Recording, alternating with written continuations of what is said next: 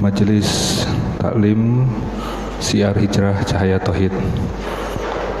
Pada pagi hari ini kita akan mendengarkan kajian dari Ustadz kita, Ustadz Yadi, yang sudah hadir untuk melanjutkan kajian yang terdahulu mengenai Tauhid dari kitab Al-Qawaid Al-Arba. Karena waktu sudah masuk pukul 10:08, untuk mempersingkat waktu kita mulai saja kajian ini. Mari kita simak bersama-sama dan kita ambil manfaat dari ilmu yang didapat dari kajian ini. Terima kasih. Wabillahi taufiq wa hidayah.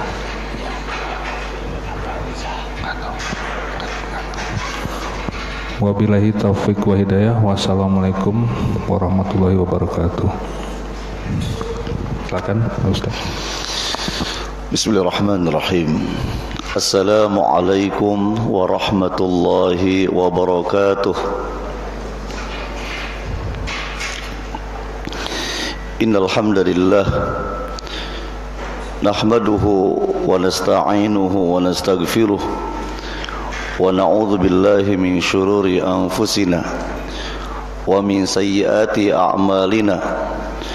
May yahdihillahu fala mudhillalah wa may yudlil fala hadiyalah.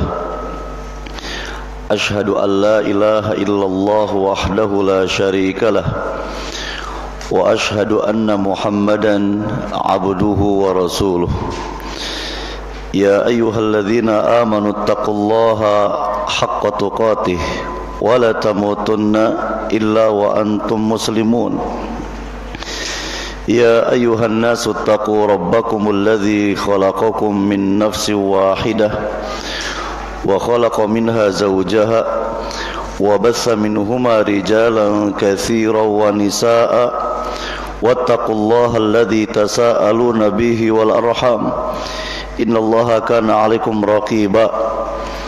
Ya ayyuhalladzina amanu taqullaha wa qulu qawlan sadida yuslih lakum a'malakum wa yaghfir lakum dhunubakum wa may yuti'illaha wa rasulahu faqad faza fawzan 'azima.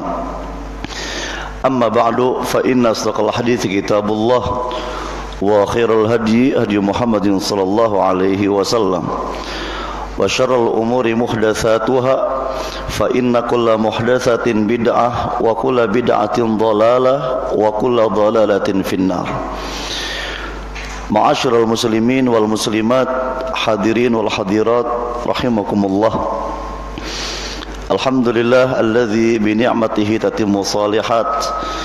Pada hari ini kita diberikan nikmat oleh Allah, nikmat iman, Islam, nikmat sehat, sehingga ini semuanya ya menjadi wasilah kita bisa melangkahkan kaki kita ke masjid ini, ke salah satu taman surga, sambil mengkaji kitab Al-Qawaidul Arba', yaitu kitab yang akan membantu kita memahami tauhid yang sebenarnya dan mengetahui seluk-beluk kesyirikan.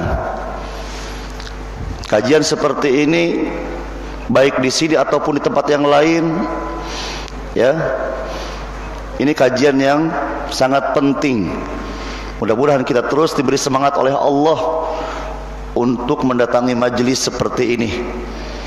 Kalau ada info kepada bapak-bapak, ibu-ibu, kajian tentang muamalah, ya, datang, semangat, bagus. Ada kajian tentang akhlak, tazkiyatun nufus, hadiri, bagus, ya.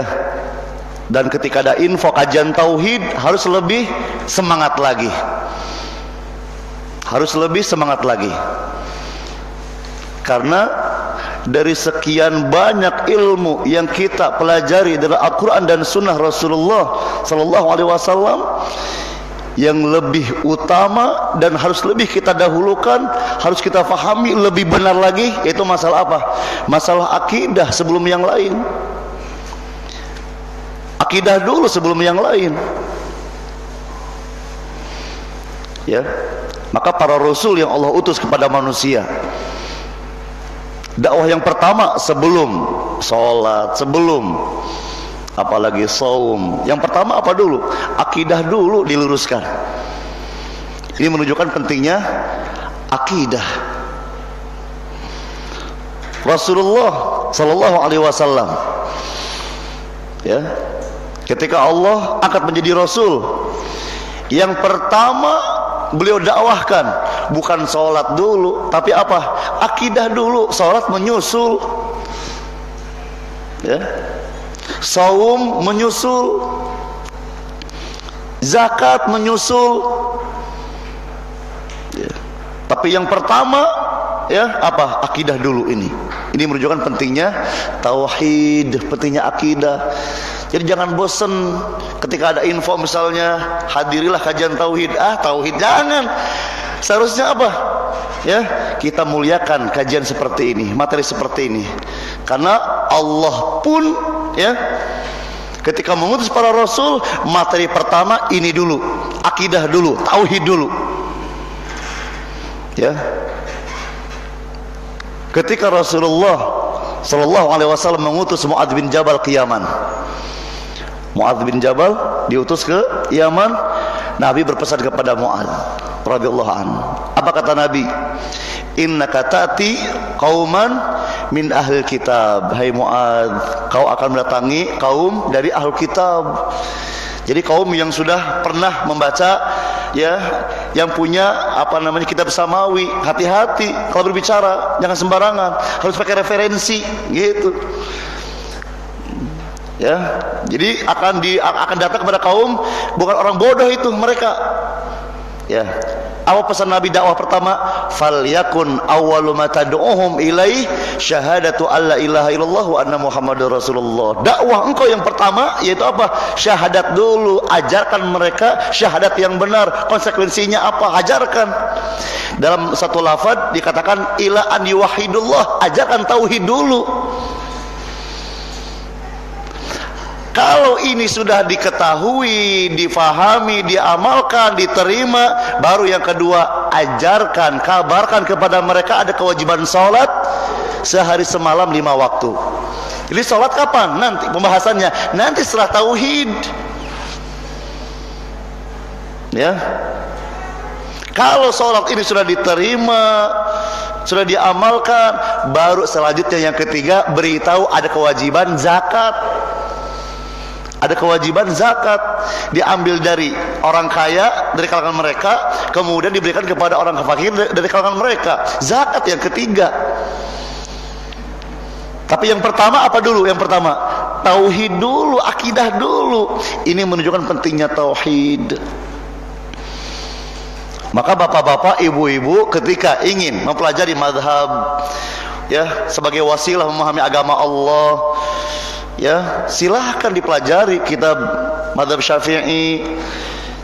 Kalau ada yang ikut mazhab Maliki, silahkan kitab-kitabnya dikaji. Yang ikut mazhab Hambali, kitab-kitab Ahmad bin Hambal, silahkan dipelajari.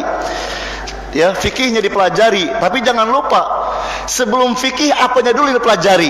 Akidahnya mereka dulu. Ya, akidah dulu yang dipelajari. Karena ilmu mereka, ya, pemahaman mereka dalam masalah agama sampai datang kepada kita berkah, itu buah dari apa? Dari lurusnya akidah mereka. Buah dari lurusnya akidah para imam. Lurusnya akidah Imam Syafi'i, Imam Malik, Imam, ya, Ahmad dan yang lainnya lurus. Makanya apa? Kitab-kitabnya nyampe kepada kita, dipelajari. Kenapa? Menunjukkan bagusnya akidah mereka, bagusnya manhaj mereka. Nah, ini catatan penting nih. Kalau kita ikut fikih Imam Syafi'i, maka yang lebih penting lagi ikuti apanya? Akidahnya. Kalau kita ikut misalnya mazhab Hambali, fikihnya, maka yang lebih utama apanya dulu? Akidahnya dulu. akidahnya Imam Ahmad. Dan semua akidah para imam sama. Semuanya sama, ibu-ibu sekalian, bapak-bapak sekalian, semuanya sama. Kalau fikih ada perbedaan, ya, perbedaan pemahaman biasa dalam fikih. Tapi dalam masalah akidah semuanya sama. Kenapa? Karena semua para imam paham akidah yang menentukan diterima atau tidaknya fikih. Ya, kalau fikihnya bagus, pemahaman rukun-rukunnya benar, syarat-syaratnya bagus, tapi akidahnya rusak, percuma, sia-sia.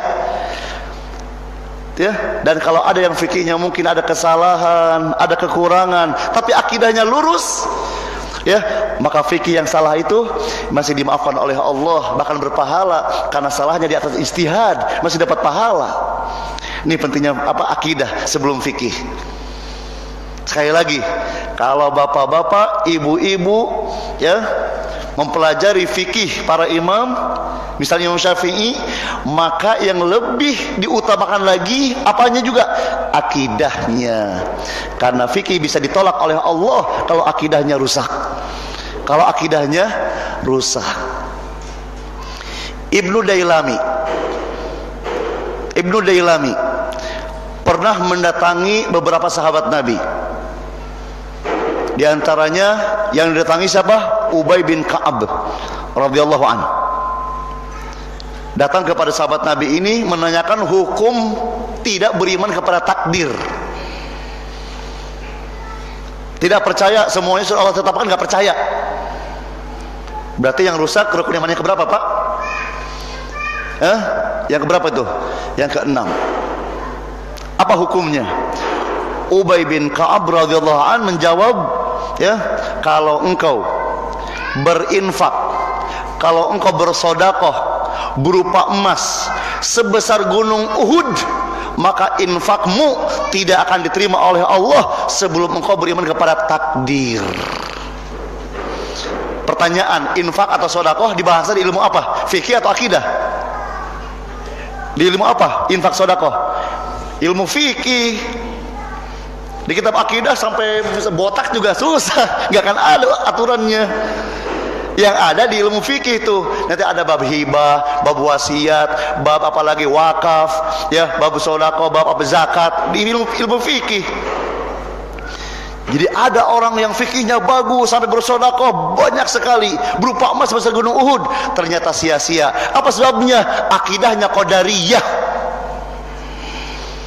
Jadi fikih gak bermanfaat kalau akidahnya menyimpang dari manhaj yang lurus, tidak mengikuti ajaran yang dibawa oleh Nabi Muhammad SAW. Percuma akidahnya, percuma fikihnya. Ternyata pertanyaan ini dibawa lagi nih oleh Ibnu Dailami kepada sahabat yang lain, Ibnu Mas'ud, Hudzaifah bin Al-Yaman, Zaid bin Thabit.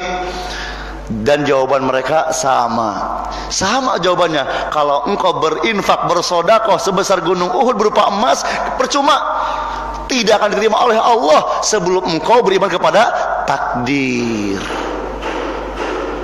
Dan kata mereka, kami dapatkan ini dari siapa? Dari Rasulullah SAW.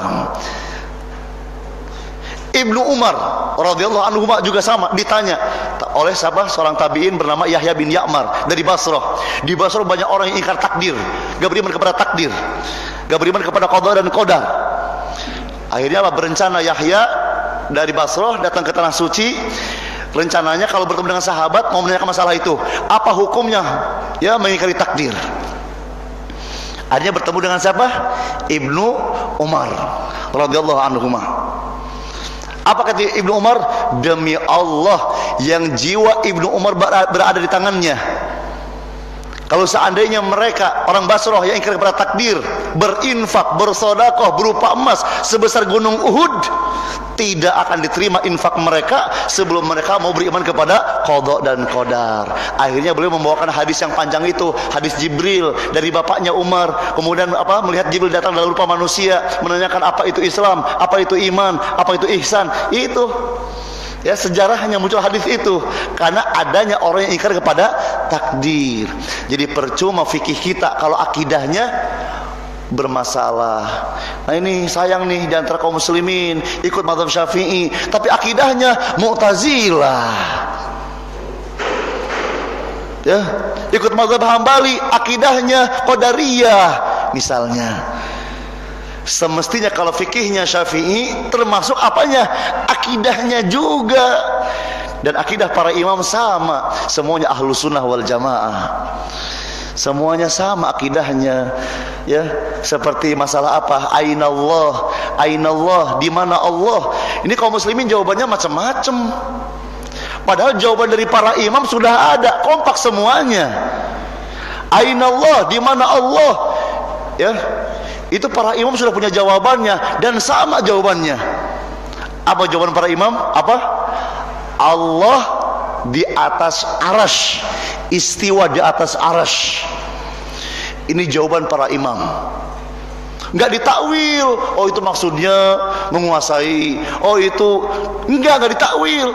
Semua diyakini ya sesuai dengan apa yang datang dari Allah Taala. Enggak ditakwil, diterima apa adanya, enggak diserupakan dengan makhluk. Sama seperti sifat yang lain. As-Sami, Maha mendengar, diterima Allah mendengar. Tapi mendengarnya enggak sama dengan makhluk, langsung diterima, enggak berat. Al-Basir, Allah Maha melihat, langsung diterima Allah Maha melihat, ya, tanpa diserupakan dengan makhluk, enggak ditakwil. Jadi para imam ketika ditanya di mana Allah, jawabannya di atas arasy. Ini yang sahih, yang sesuai dengan dalil. Apa di antara dalilnya? Surat Toha ayat 5, Ar-Rahmanu 'alal arsyis tawa. Hafalkan ini ayat ini. Ya, ini ayat pamungkas untuk membungkam orang-orang Jahmiyah. Orang Jahmiyah nggak percaya. Ya, apa dalilnya? Ar-Rahmanu 'alal arsyis tawa. Allah istiwa, Allah bersemayam di atas arasy, bersemayam yang sesuai dengan keagungan Allah, nggak sama dengan makhluk. Itu akidah para imam. Dari hadis ada nggak? Ada dalilnya. Hadis riwayat Imam Muslim. Nabi bertanya kepada seorang budak perempuan, "Ainallah?" Di mana Allah? Budak ini menjawab, "Di mana?" "Fis sama," di atas langit. "Wa man ana?" Kalau saya siapa? Saya siapa? Kata Nabi. Apa kata perempuan? "Anta Rasulullah," engkau utusan Allah. Terus kata Nabi, "Atikha," bebaskan budak ini. Kepada pemiliknya, apa kata Nabi? Bebaskan budak ini. Fa innaha mu'minah, karena perempuan ini orang yang beriman kepada Allah. Jadi iman yang sesungguhnya diantaranya punya kepercayaan, keyakinan Allah ada di atas langit. Itu akidah para imam. Ya, maka Imam Malik ketika ditanya dalam sebuah majelis ditanya, gimana Allah istiwanya? Ini gak boleh pertanyaan seperti ini. Kalau nanya gimana, berarti nanya tata cara. Gak boleh. Karena kewajiban kita apa? Mengimani seperti apa yang Allah jelaskan. Jangan ditanya tata caranya. Itu adalah ilmu Allah. Susah kalau kita. Ya, ini ada yang bertanya, gimana Allah istiwanya? Wah, langsung Imam Malik menundukkan kepalanya, keluar keringat. Ya, sampai keluar keringat itu. Kenapa? Menunjukkan bahaya pertanyaan seperti ini, sangat berbahaya. Muncul dari hati yang hatinya sakit ini. Sampai pengen tahu tata caranya gimana. Ini bahaya. Ya, akhirnya apa? Beliau menunduk, keluar keringat. Baru setelah itu beliau angkat kepalanya dan dijawab. Apa kata beliau? Al-istiwa ma'lum. Istiwa itu sudah jelas maknanya, sudah jelas. Ya, bersemayam sudah jelas maknanya di atas semua hambanya, sudah jelas maknanya. Wal kaifu majhul, tapi tata caranya majhul, hanya Allah yang tahu, kita nggak tahu. Nabi juga nggak menjelaskan tata caranya, sudah jangan ditanyakan. Wasu'alu anhu bid'ah, menanyakannya adalah perkara bid'ah dalam masalah agama. Gak boleh ditanyakan tata caranya, gak boleh. Wal imanu bihi wajib, dan mengimani istiwa wajib hukumnya. Ini jawaban siapa? Imam Malik, Imam Ahlus Sunnah wal Jamaah. Sebelumnya gurunya jawabannya sama, ditanya masalah istiwa seperti itu jawabannya, dan ditambah minallah ar-risalah, yang seperti ini datang dari Allah keterangannya. Kemudian Nabi menyampaikan wa alina tasdik, tugas kita membenarkan, gitu. Ya, kata siapa ini? Gurunya Imam Malik. Siapa namanya? Rabi'ah bin Abi Abdurrahman, guru Imam Malik. Ustaz, kalau Imam Syafi'i gimana? Sama, Imam Syafi'i juga berkeyakinan Allah di atas arsy. Itu keyakinan Imam Syafi'i rahimahullah ta'ala. Ustaz tahu dari mana? Silahkan dibaca kitab Al-Ulu karangan Al-Imam Al-Zahabi. Ya, kitab apa namanya? Al-Ulu. Al-Ulu artinya apa? Sifat tinggi. Allah Maha tinggi. Ya, karangan Al-Zahabi. Di dalamnya ditulis pernyataan Imam Syafi'i. Apa kata beliau? Al-qaulu fi sunnah. Pendapat ya dalam masalah ini menurut sunnah, allati ana 'alaiha, di mana aku berada di atasnya. Aku meyakininya. Dan para sahabatku ahlul hadis sama meyakininya. Dan aku ambil dari para imam, Imam Sufyan, Imam Malik. Apa kata beliau? Al-iqrar bi syahadati alla ilaha illallah wa anna Muhammadar Rasulullah wa anna Allah Ta'ala ala arsyihi fi samaihi. Ini kata beliau Imam Syafi'i rahimahullah. Jadi kita berkewajiban meyakini, bersyahadat la ilaha illallah wa anna Muhammadar Rasulullah. Terus apa lagi? Meyakini bahwasanya Allah Ta'ala di atas arasy-Nya, di atas langitnya. Itu kata siapa? Imam Syafi'i rahimahullah. Di kitab apa? Di kitab Al-Ulu. Karangan siapa? Karya Al-Imam Al-Zahabi.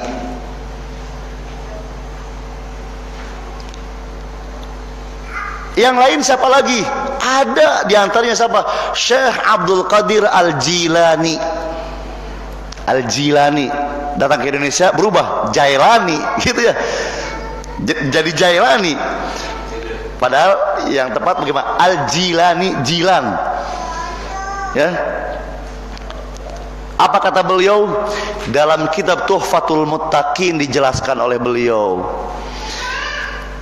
Innallaha Ta'ala bidzatihi 'alal arsy ilmuhu muhitun bikulli makan.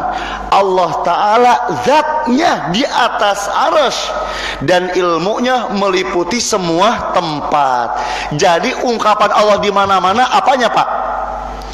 Apanya, Bu? Ilmunya. Adapun zatnya di mana? Di atas arsy. Ini akidah siapa? Akidah Syekh Abdul Qadir Al-Jilani. Nih akidah para imam kita ini seperti ini. Dalam kitab Al-Gunyah juga beliau mengatakan, apa kata beliau? Wala yajuzu wasfuhu bi annahu fi kulli makan. Enggak boleh mengatakan Allah zatnya di mana-mana, enggak boleh. Tuh, dilarang itu, enggak boleh. Ya. Bal yuqal innahu fis sama al arsy. Tapi katakanlah Allah di atas langit, di atas arsy-Nya. Sebagaimana firman-Nya, Ar-Rahmanu 'alal arsy istawa. Ini kata siapa? Kata Syekh Abdul Qadir Al-Jilani di kitab apa? Al-Gunyah. Jadi para imam semuanya kompak punya akidah Allah bersemayam di atas arsy. Yakini ini akidah para imam kita, ambil. Ya, kalau bapak-bapak, ibu-ibu ditanya di mana Allah, terus jawaban sendiri tidak ikut para imam, maka nanti akan muncul satu jawaban dari tiga dan tiga-tiganya bermasalah. Sekali lagi, kalau bapak-bapak, ibu-ibu ditanya di mana Allah, jawabannya tidak ikut para imam, nanti akan menjawab dengan satu jawaban dari salah satu tiga ini, tapi tiga-tiganya bermasalah. Bisa ya memilih yang pertama atau kedua atau ketiga, tapi semuanya salah dan bermasalah. Yang pertama, ketika orang ditanya di mana Allah, tapi nggak mau ikut para imam jawabannya, apa diantaranya? Dia akan menjawab Allah di mana-mana. Berarti di WC ada, di tempat pelacuran ada, di Alexis ada. Mungkin apa di mana lagi? Di semua tempat yang kotor-kotor mungkin ada. Sampai ada mengatakan di diri saya pun ada, bersatu dengan diri saya. Ini akidah apa namanya, Pak? Sufi, ya, wahdatul wujud, manunggalin kalau apa? Manunggalin kaula Gusti. Hati-hati ini, kalau kita mengenal Allah di mana-mana, nanti hati-hati, ya. Di mana-mana zatnya, hati-hati. Nanti apa? Ikut akidah sufiyah, al-ittihad wa tahallul. Nanti apa? Bersatu Allah dengan makhluknya. Ini bahaya. Zaman dulu ada yang seperti ini, dipancung oleh para ulama. Siapa namanya? Al-Hallaj. Al-Hallaj punya keyakinan Allah di mana-mana sampai bersatu dengan dirinya. Dipancung, dihukum mati. Datang ke Indonesia dibawa oleh siapa? Siti Jenar. Bagaimana para ulama pada saat itu bersepakat sama dihukum mati. Ini bahayanya akidah seperti ini. Karena virus harus segera diamputasi. Kalau enggak menyebar kepada yang lain, kacau nanti kaum muslimin. Atau yang kedua jawabannya apa? Enggak di mana-mana, ya kan? Di mana Allah? Apa jawabannya? Yang kedua, yang salah ini. Enggak di mana-mana, berarti enggak di atas, enggak di bawah, enggak di depan, enggak di belakang, enggak di kanan, enggak di kiri, enggak di mana-mana. Berarti apa kesimpulannya? Enggak ada. Berarti Allah enggak ada. Apa namanya ini? Ateis. Bisa rusak Islamnya kalau seperti ini, mengingkari adanya Allah. Atau yang ketiga, apa yang ketiga? Ditakwil. Dia nggak berani mengatakan nggak di mana-mana, nggak berani, ya. Tapi apa? Ditakwil, diselewengkan maknanya. Jadi istiwa itu bukan bersemayam, tapi istiwa maksudnya apa? Istaula, artinya menguasai, kata mereka begitu. Ini akidah siapa, Pak? Ini akidah Mu'tazilah. Akidah Mu'tazilah. Ketika disodorkan akidah istiwa dan dia mentakwil, berarti dia ikut akidah Mu'tazilah, karena orang Mu'tazilah mentakwil sifat. Orang Mu'tazilah mengatakan istiwa bukan istiwa, tapi istaula, menguasai. Ini juga salah. Justru penghinaan ini, menghina Allah ini. Ketika istiwa ditafsirkan istaula, menghina Allah ini. Kenapa? Karena dalam bahasa Arab istaula itu artinya apa, Pak? Menguasai satu tempat yang sebelumnya dikuasai oleh yang lain. Contoh misalnya di mana nih? Daerah sini kita tinggal, datang Belanda menyerang kita, terus kita kabur. Apa bahasanya? Jakarta ya dikuasai oleh Belanda. Jadi Belanda istaula ala Jakarta. Jadi Belanda menguasai Jakarta. Kemudian kita apa? Bangkit lagi, kita serang lagi tuh orang-orang Belanda. Akhirnya kabur lagi Belanda, dikuasai kita lagi di Jakarta. Apa bahasanya? Kita istaula ala Jakarta. Kita kembali menguasai Jakarta. Kalau dibahasakan arsy itu apa? Allah istaula di atas arsy, berarti bagaimana? Sebelum Allah ada yang punya arsy, sampai Allah merebutnya dan Allah menang. Ini apa? Kurang ajar namanya, nggak punya adab kepada Allah. Ya, sudah. Yang selamat bagaimana? Yang selamat ikut mazhab para imam kita. Ketika Al-Imam Ibnu Katsir rahimahullah, ketika beliau mentafsirkan ayat tsumma stawa al-arsy, Allah istiwa di atas arsy, apa kata beliau? Yang selamat dalam memahami ayat ini ikuti mazhab salafus saleh. Kata siapa itu? Kata Al-Imam Ibnu Katsir di dalam kitab tafsirnya. Yang selamat dalam masalah ini ikuti madhabnya orang-orang terdahulu yang soleh, salafus soleh. Siapa? Beliau sebutkan Imam Malik, Imam Syafi'i, Imam Ahmad, Ishaq bin Rahawai, dan yang lainnya beliau sebutkan. Apa akidah mereka? Kata Imam Ibnu Katsir, meyakini apa yang datang dari Allah Ta'ala tanpa ditakwil, nggak ditakif gimana tata caranya, enggak, diyakini apa adanya, ya, dan tidak diserupakan dengan makhluk. Ini yang selamat. Jadi bapak-bapak, ibu-ibu, sekali lagi kalau ditanya di mana Allah, apa jawabannya? Ikuti jawaban para imam. Allah zatnya di atas arsy dan ilmunya di semua tempat. Maka sekali lagi ungkapan Allah di mana-mana, pahami itu ilmunya. Adapun zatnya, kata Syekh Abdul Qadir Al-Jilani, di atas arsy. Inilah akidah para imam. Maka sekali lagi saya ingatkan kepada para jamaah, kalau bapak-bapak, ibu-ibu ikuti fikihnya para imam, maka yang lebih didahulukan apanya dulu? Akidahnya dulu. Dan alhamdulillah semua akidah para imam sama, semuanya sama. Tinggal kita mau membaca kitab-kitabnya. Ya, banyak kitab-kitab akidah para imam. Tinggal kita datang ke toko buku, cari, ketemu insya Allah. Ya, Bapak ingin tahu nih misalnya akidah Imam Syafi'i, ada kitabnya, ditulis oleh siapa? Dr. Muhammad Al-Aqil. Beliau punya kitab bagus, Manhajul Imam Syafi'i fi Itsbatil Aqidah, manhaj Imam Syafi'i dalam masalah akidah. Ya, agak tebal memang, tapi baca di situ ada apa? Penjelasan tentang akidahnya para Imam Syafi'i rahimahullah. Ya, jadi kita perlu lebih semangat lagi datang ke majelis ilmu yang membahas masalah akidah, masalah tauhid, supaya apa? Tidak salah faham. Ya, karena kalau kita malas ngaji, nanti apa yang kita pahami baik belum tentu menurut Al-Quran itu benar. Apa yang kita anggap sudah benar belum tentu menurut hadis itu betul, belum tentu. Misalnya di antara kaum muslimin ada yang punya pemahaman cukuplah meyakini Allah sang pencipta, Allah yang berizki, cukuplah itu menjadi muslim. Betul atau salah? Salah, belum cukup.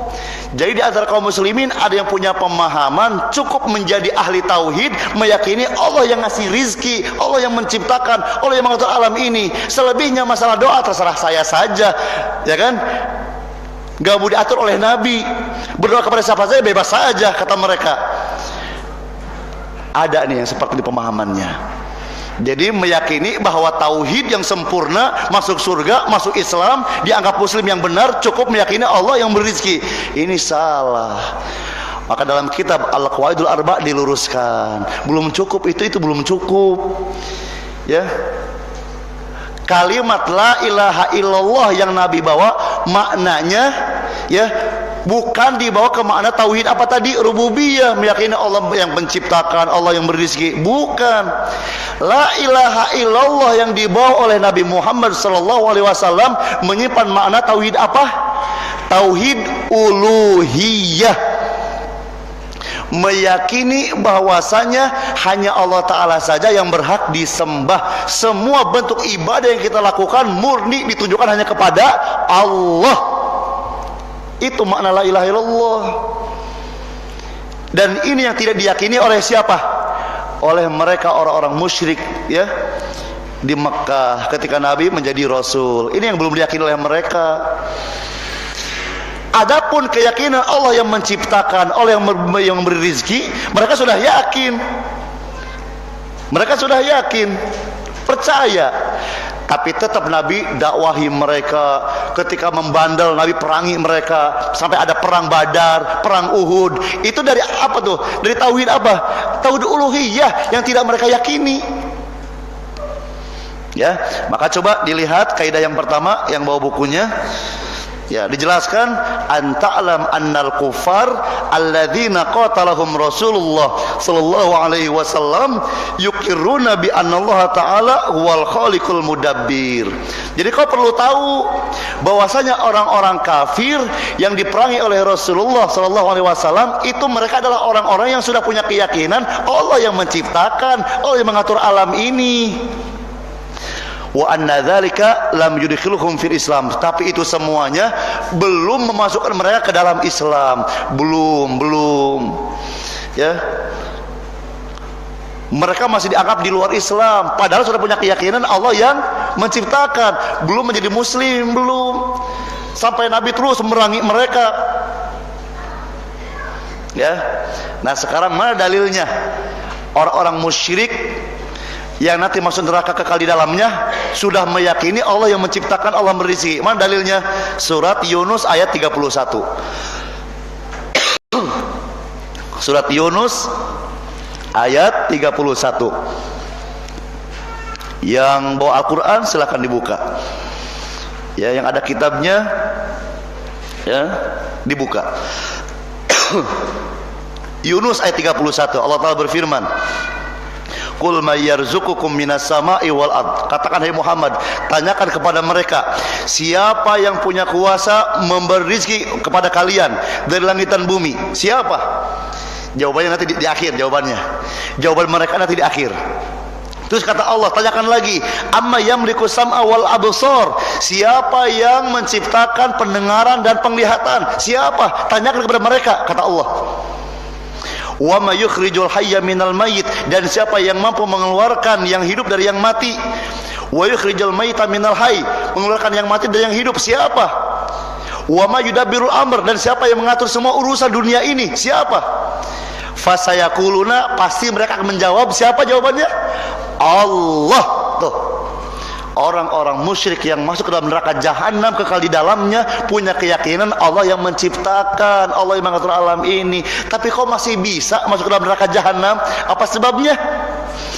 Ada tauhid berikutnya yang belum mereka yakini, ada tauhid berikutnya yang belum mereka imani, yang masih mereka ingkari. Tauhid apa namanya? Tauhid uluhiyah, yaitu segala bentuk sembahan, segala bentuk ibadah hanya untuk Allah. Ini mereka nggak mau, ya, makanya ditolak tuh kalimat la ilaha illallah. Mereka nggak mau mengucapkannya karena paham, ngerti konsekuensinya, ya. Kalau kita gimana? La ilaha illallah apa dibaca ke kuburan, mengagukan kuburan tetap jalan juga. Kenapa? Nggak paham maksudnya. Kalau orang kafir sampai nggak mau mengucapkan la ilaha illallah, kenapa? Ngerti maksudnya, konsekuensinya ngerti. Apa itu konsekuensinya? Setelah mengucapkan la ilaha illallah, yaitu harus siap meninggalkan segala bentuk ibadah, ya, dan hanya menetapkan ibadah hanya kepada Allah. Jadi ditinggalkan tuh Lata, Uzza, Manat, Hubal, kemudian apalagi yang lainnya, ditinggalkan semuanya. Mereka nggak mau itu, nggak mau, ya. Akhirnya apa? Keyakinan Allah yang berizki nggak ada faidahnya. Keyakinan Allah yang menciptakan tidak ada manfaatnya. Kenapa? Karena tauhid uluhiyahnya belum diyakini oleh mereka. Nah, di negara kita ini masih banyak bapak-bapak, ibu-ibu, ya, meyakini Allah yang berizki, menciptakan, tapi belum dipahami tauhid uluhiyahnya. Akhirnya bagaimana? Ke masjid datang, sholat berjamaah dia amalkan, tapi ke kuburan keramat sambil apa namanya mencium-cium batu nisannya masih ada, ya. Pulang-pulang sambil bawa apa tuh? Oleh-oleh di kertas, apa dibuka tanah kuburan. Buat apa? Mau dicampur dengan kopi. Buat siapa? Yang sedang sakit. Dicampur dengan teh, dengan kopi, supaya apa? Punya harapan sembuh. Ya Pak ya, masih ada di antara kaum muslimin sholat, zakatnya dibayar, masih ada. Tapi ketika bulan Muharram datang, berbondong-bondong ke Jogja. Nunggu apa? Keluarnya hewan tertentu, dikejar apanya? Kotorannya, direbut. Ketika dapat, wah dia apa? Diusapkan ke apa? Ke wajah, ke pipi, ke baju. Apa katanya? Tanda dapat keberkahan. Dari mana ini? Ya, masih ada Pak. Meyakini Allah yang memberi rizki, tapi ketika masalah ibadah ada yang lain yang dituju, bukan Allah. Sekarang pertanyaannya, ketika ada orang yang berebut tuh kotoran hewan itu tertentu itu, ya, itu ada yang rusak tauhid uluhiyahnya. Apa sebabnya? Ibadah apa yang dilanggar oleh orang itu? Ibadah apa? Silakan dijawab. Ibadah apa? Macam ibadah yang mana itu? Sampai itu pelanggaran itu. Syirik itu apa yang dilanggar? Ibadah apa? Ar-roja. Ar-roja, ada harapan dalam hati, harapan dapat kebaikan, harapan dapat keberuntungan, harapan dapat keberkahan. Itu ibadah roja itu. Ya, bagian dari ibadah itu. Maka ketika harapannya, ya, ditunjukkan kepada selain Allah, dianggap itu wasilah padahal bukan, jadi syirik namanya. Meyakini itu berkah padahal Allah tidak menjelaskannya, ya. Nah itu namanya apa? Ngambil wasilah dengan cara yang salah, jadi syirik nanti hukumnya. Syirik apa? Bisa kecil bisa besar, tergantung keyakinan. Kalau orang yang mengambil kotoran itu punya keyakinan kotoran inilah yang membuat saya berkah, syirik besar. Tapi kalau punya keyakinan ini hanya wasilah saja, Allah yang menyembuhkan, ini wasilah saja, syirik. Syirik apa? Syirik kecil. Meskipun kecil jangan disepelekan, tetap bahaya. Meskipun kecil tetap berbahaya, jangan disepelekan. Contoh lain, orang-orang yang tinggal di pinggir laut, bulan tertentu mereka menyembelih hewan, kemudian kepalanya dibawa ke tengah lautan, ya, mau dipersembahkan buat penjaga Laut Selatan, Nyi Roro. Ya, apa tuh? Sampai sekarang pengabdinya masih ada itu. Ya, pengabdi Nyi Roro itu ada sampai sekarang. Ya. Saya istri anak Pelabuhan Ratu itu ada hotel itu, ada kamar khusus hijau semuanya, nggak boleh dimasukkan yang lain, itu khusus. Ya, kamar Nyi Roro Kidul itu banyak yang nitip foto di situ. Dari Jakarta, dari Depok, dari Bekasi, dari ini banyak yang datang ke sana. Ngapain? Supaya dapat apa? Kekayaan. Dibawa foto mereka, disimpan di situ. Dan harus bayar. Maka pihak hotelnya itu dapat keuntungan dari situ. Harus bayar. Semakin dekat dengan kasurnya, bahkan di atas kasurnya semakin mahal harganya. Semakin mahal. Kalau pengen murah dekat WC-nya, nah murah itu. Tapi kalau di atas kasurnya, gede lagi fotonya, mahal bayarannya. Sampai saat ini masih ada pengabdi syaitan, pengabdi jin. Ya, ya sebetulnya nggak ada kan, nggak ada, itu dongeng sebetulnya, nggak jelas siapa.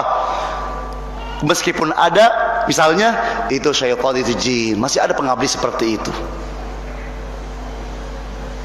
Dan orang seperti ini kalau nggak segera bertaubat, banyak kerugiannya. Ima langsung di dunia Allah tampakkan, atau nanti di akhirat.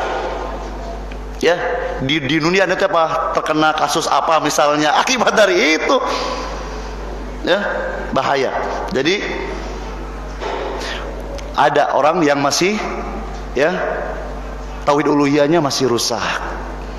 Pertanyaannya, ketika orang menyembelih hewan, kepalanya dibawa ke tengah lautan, ibadah apa yang rusak, Pak? Ibadah apa yang mereka lakukan yang karena ditujukan kepada selain Allah akhirnya jadi musyrik mereka? Ibadah apa? Ibadah apa itu? Khauf dan roja. Khauf dan roja. Ketika mereka menyembelih, ada disimpan dalam hati mereka ibadah khauf dan roja. Mereka punya rasa takut. Kalau sekiranya nggak disembelih hewan ini, nggak dibawa kepalanya ke tengah lautan, bagaimana? Nanti ada bencana di lautan itu, ada bencana. Bisa apa kapalnya tenggelam, bisa ada yang misalnya apa kekurangan ikan dan lain-lain. Ada rasa takut. Takut rezekinya berkurang. Takut tangkapannya hasilnya berkurang. Dan yang kedua apa? Ibadah roja, punya harapan dengan menyembelih itu, berharap tangkapan ikannya semakin banyak. Ya, nanti di jalan apa di tengah lautan nggak ada bahaya, ada harapan. Ini rusak karena mereka tunjukkan kepada selain Allah. Saya juga sama, tinggalnya di pinggir laut. Ya, daerah Labuan di pinggir laut juga. Sampai ada datang ke rumah menanyakan, ya, bertanya tentang yang dia lihat ini teman-temannya. Ustaz, gimana hukumnya tuh? Ya, teman saya itu sebelum berangkat ke tengah lautan cari ikan, menyembelih hewan dulu, menyembelih apa, ayam warna hitam. Ayam apa itu namanya?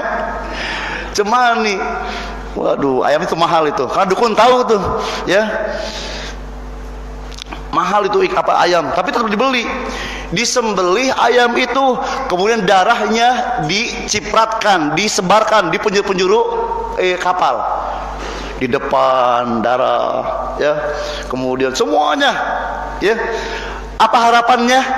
Supaya di tengah lautan cari ikan, tangkapannya banyak dan terjaga dari malapetaka, nggak diganggu oleh jin-jin yang ada di tengah lautan. Lihat. Ya, jadi pembahasan kita seperti ini masih relevan sampai sekarang karena masih banyak saudara kita yang meyakini Allah yang menciptakan, tapi sangat disayangkan tauhid uluhiyahnya masih rusak. Ibadahnya belum murni untuk Allah, belum. Ya, bisa jadi itu saudara kita, bisa jadi itu kerabat kita. Maka segera telepon orangnya, beritahu kalau ada saudara kita masih ikut-ikutan acara seperti itu, punya tradisi seperti itu, segera diberitahu. Sebelum apa? Sebelum matinya sambil membawa dosa syirik. Karena kalau mati belum bertobat dari dosa syirik, tidak akan diampuni oleh Allah Ta'ala, tidak akan diampuni. Mana dalilnya? Innallaha la yaghfiru an yushraka bihi wa yaghfiru ma duna dzalika liman yasha. Allah tidak akan mengampuni dosa syirik. Yang akan Allah ampuni dosa selain syirik. Kalau yang lainnya bisa diampuni, tapi syirik tidak. Ini bahayanya syirik. Bahayanya syirik. Ya. Jadi dengan kaidah yang pertama kita jadi tahu apa? Tauhid yang Nabi bawa yang terkandung dalam kalimat la ilaha illallah, tauhid apa? Tauhid uluhiyah. Ya. Jadi istilahnya nih diingat. Tauhid uluhiyah, yaitu meyakini hanya Allah Ta'ala saja yang berhak disembah dan tidak boleh disekutukan dengan apapun juga. Maka semua bentuk ibadah yang kita lakukan harus murni untuk Allah Ta'ala, gak boleh ada yang lain. Tidak boleh ya ada yang lain bersama Allah. Berdoa Allah yang kita panggil, jangan ada yang lain. Ya, Ustaz boleh nggak kalau berdoa ya nama orang soleh yang dipanggil? Itu orang soleh. Orang soleh itu membantu kita, Pak Ustaz. Ya, kita kan banyak dosanya, ya banyak kekurangannya. Kalau langsung kepada Allah, wah nggak akan nyampe Pak Ustaz. Nggak akan diterima. Kan sama seperti raja Pak Ustaz. Raja juga ada wakil-wakilnya. Kalau ada permintaan dari rakyat gak bisa langsung, bisa ditendang rakyat ini. Harus pakai perantara dong. Gitu logikanya. Itu logikanya. Ya. Pakai perantara dong. Siapa perantaranya? Menteri-menterinya yang dekat dengan raja itu. Ya, nanti bisa tuh nyampe itu permohonan kita. Maka kita juga berdoa pakai wali ini dulu, sunan ini juga, sunan ini dulu misalnya. Ini untuk apa? Supaya diterima doa kita oleh Allah, supaya kita semakin dekat dengan Allah. Itu logika mereka. Saya mau tanya sama jamaah, betul nggak logika seperti ini? Betul atau salah? Salah. Logika seperti ini salah. Ya. Niatnya mungkin mau itu bagus, niatnya ingin lebih dekat dengan Allah, tapi caranya salah, maka hasilnya salah juga. Niat yang baik, kalau caranya keliru, caranya bermasalah, maka hasilnya pun akan banyak masalah. Ya, tetap gak boleh ketika berdoa langsung Allah yang dipanggil.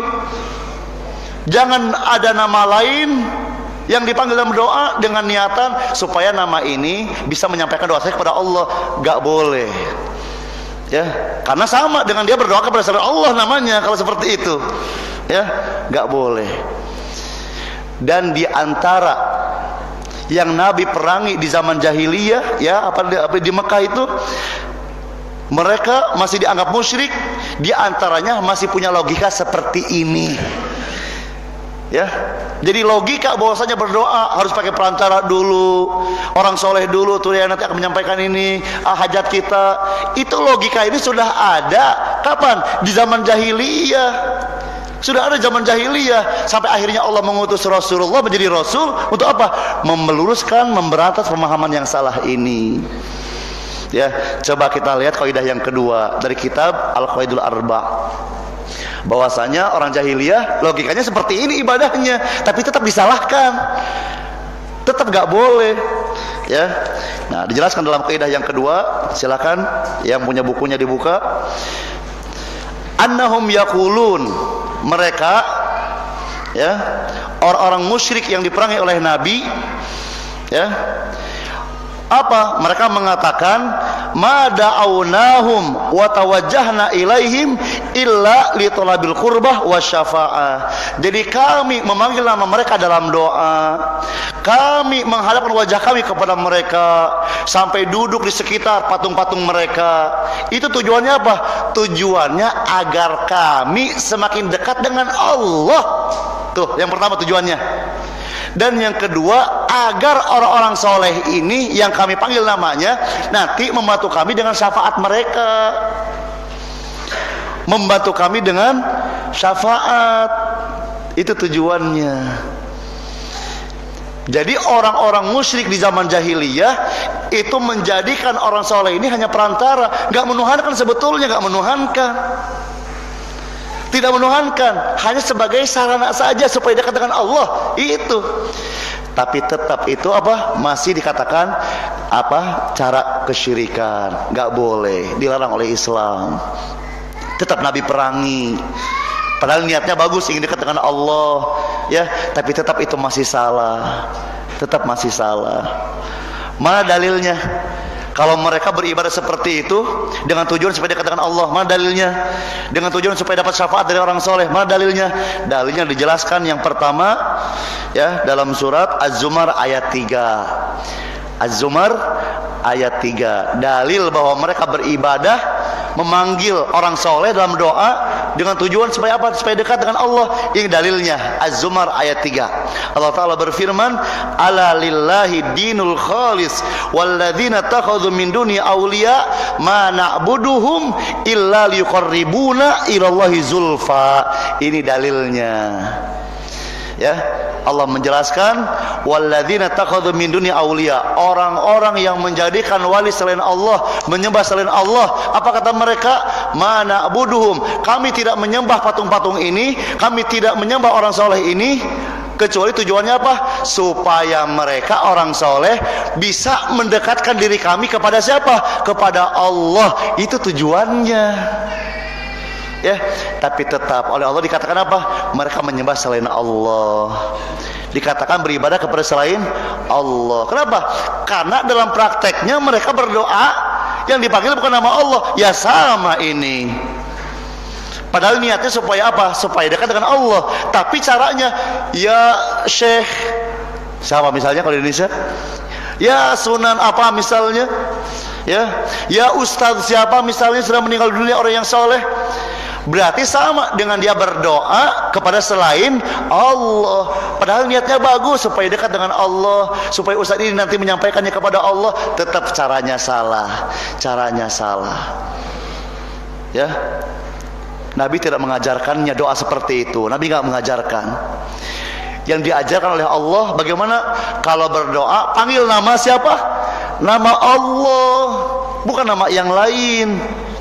Allah Ta'ala berfirman, walillahil asma'ul husna fad'uhu biha. Allah memiliki nama-nama yang indah, maka panggillah Allah dengan nama-nama tersebut yang indah itu. Itu yang Allah ajarkan kepada kita. Panggil nama Allah, bukan Syekh Fulan bin Fulan, ya.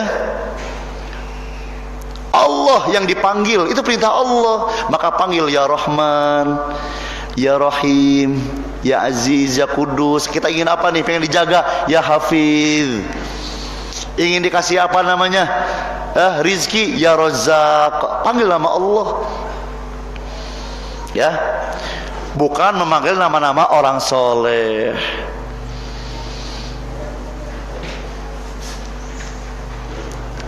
Di antara patung yang disembah apa Pak? Di zaman jahiliyah namanya apa? Lata. Patung apa? Lata, ya. Para ulama menjelaskan Lata itu orang soleh itu, ya. Lata itu nama patung, tapi sebetulnya itu apa? Orang soleh. Ketika hidupnya orang itu ada apa? Soleh. Disebut Lata, kenapa? Karena kerjaannya ya lutus syair, menumbuk gandum sampai halus jadi bubur kalau bahasa kita. Untuk siapa? Untuk jamaah haji yang datang ke Mekah, yang nggak punya bekal-bekal, yang nggak punya harta, nggak akan kelaparan. Ditanggung oleh siapa? Oleh orang soleh yang bernama Lata. Ditanggung kehidupannya, ditanggung makan dan minumnya, ditanggung, nggak akan kelaparan. Sampai akhirnya Lata meninggal dunia. Setelah meninggal dunia, terus bagaimana? Mereka membuat patungnya, ya kemudian setelah itu disembah. Percis dengan yang terjadi di zaman siapa? Nabi Nuh alaihissalam. Ada 5 orang soleh wafat. Siapa namanya? Wad, Suwa, Yaguth, Ya'uq, kemudian Nasr. 5 orang soleh. Masyarakat kehilangan, waduh gimana ini 5 orang soleh meninggal dunia, gimana ini, kehilangan itu masyarakat. Akhirnya setan membisikkan, ayo buat patungnya supaya ingat pertama tuh. Setan nggak langsung supaya disembah, enggak, supaya apa? Ingat jasa-jasanya, ingat kesolehannya. Akhirnya dibuat patungnya, dibuat patung. Yang satu dikatakan ini Wad, patung yang kedua ini Suwa, Patung yang ketiga ini Yagus. Patung yang keempat ini Ya'uq. Patung yang kelima ini Nasr. Untuk apa? Supaya ingat, itu pertamanya. Supaya mengenang jasa-jasanya, itu tujuan awalnya.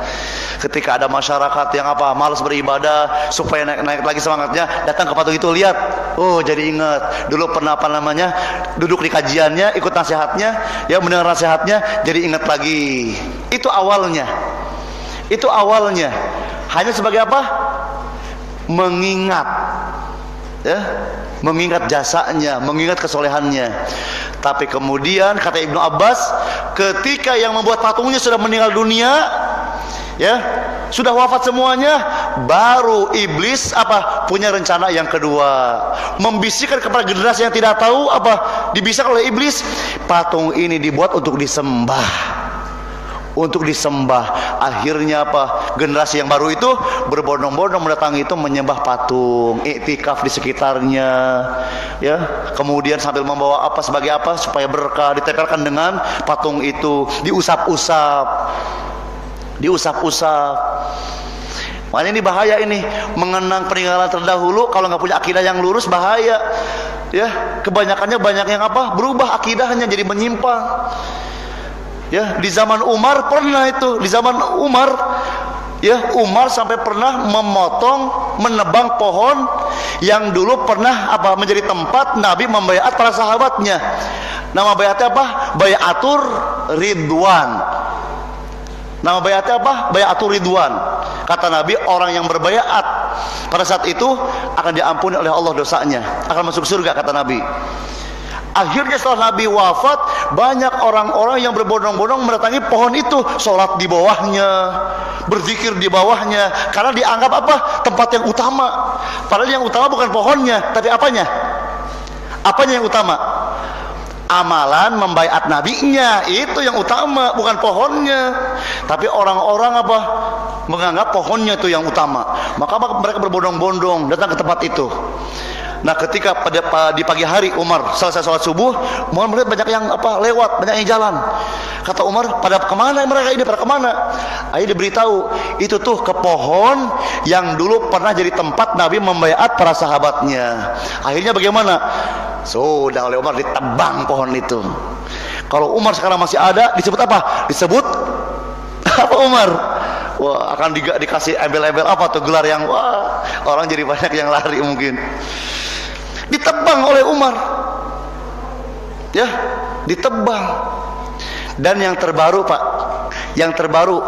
kejadian seperti itu terulang lagi, ya, karena itulah akidahnya belum dipelajari dengan baik. Akhirnya kesyirikan muncul lagi.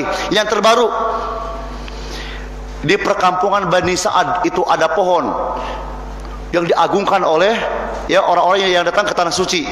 Jadi setelah umroh atau haji, mereka menyempatkan datang ke perkampungan Bani Sa'ad. Ngapain? Mencium pohonnya, ya, sampai ada yang dipeluk pohonnya, pohonnya itu diusap-usap, supaya dapat keberkahan. Pertanyaannya, kenapa mereka sampai datang ke perkampungan Bani Sa'ad? Kenapa sampai dianggap itu tempat utama? Kenapa? Karena tempat itu, kampung itu pernah jadi tempat mainnya Nabi ketika Nabi masih kecil. Kan Nabi masih kecil, disusui oleh siapa? Halimah As-Sa'diyah. Di mana tinggal kecilnya? Di mana? Di perkampungan Bani Sa'ad. Akhirnya mereka di Mekah karena sudah dihancurkan, ya kan? Nggak ada, jadi bangun-bangunan, jadi hotel, jadi masjid. Waduh, mana lagi nih, habis nih. Ada lagi yang masih ada. Di mana? Di Bani Sa'ad. Datang ke sana mereka. Ada pohonnya tuh, diusap, dianggapnya datang keberkahan dengan cara mengusap pohon itu. Dianggap Nabi pernah duduk di bawah pohon itu. Nah, setelah itu ada perintah dari pemimpin di tempat tersebut, diapakan? Ditebang pohon itu, ya. Supaya untuk menjaga akidah kaum muslimin. Ini gara-gara ini jadi rusak, gara-gara ini berlebihan, ya. Maka bapak, ibu yang pergi ke tanah suci, ibadah umur atau haji, terus mencium Hajar Aswad, awas jangan sampai berlebihan keyakinannya. Saya punya keyakinan buat batu inilah yang buat saya nanti berkah. Jangan. Ya, sampai Umar mengatakan ketika mau mencium Hajar Aswad, apa kata Umar? Wahai batu, ya, aku tahu kau adalah batu. Gak punya kekuasaan gak punya kekuasaan apa-apa, gak bisa berikan manfaat dan madarat. Kalau seandainya aku tidak melihat Nabi mencium kamu, aku pun tidak akan mencium kamu. Gitu kata Umar. Bagus akidahnya. Jadi mencium Hajar Aswad apa? Mengikuti sunnah Rasulullah, itu saja. Bukan ada keyakinan batu ini bisa menimbulkan apa-apa, nanti kehebatan, bisa membuat kita kaya. Enggak. Mencium Hajar Aswad adalah sunnah Rasulullah, itu aja. Bukan gak ada yang lain. Ayo jaga akidah kita, Pak ya.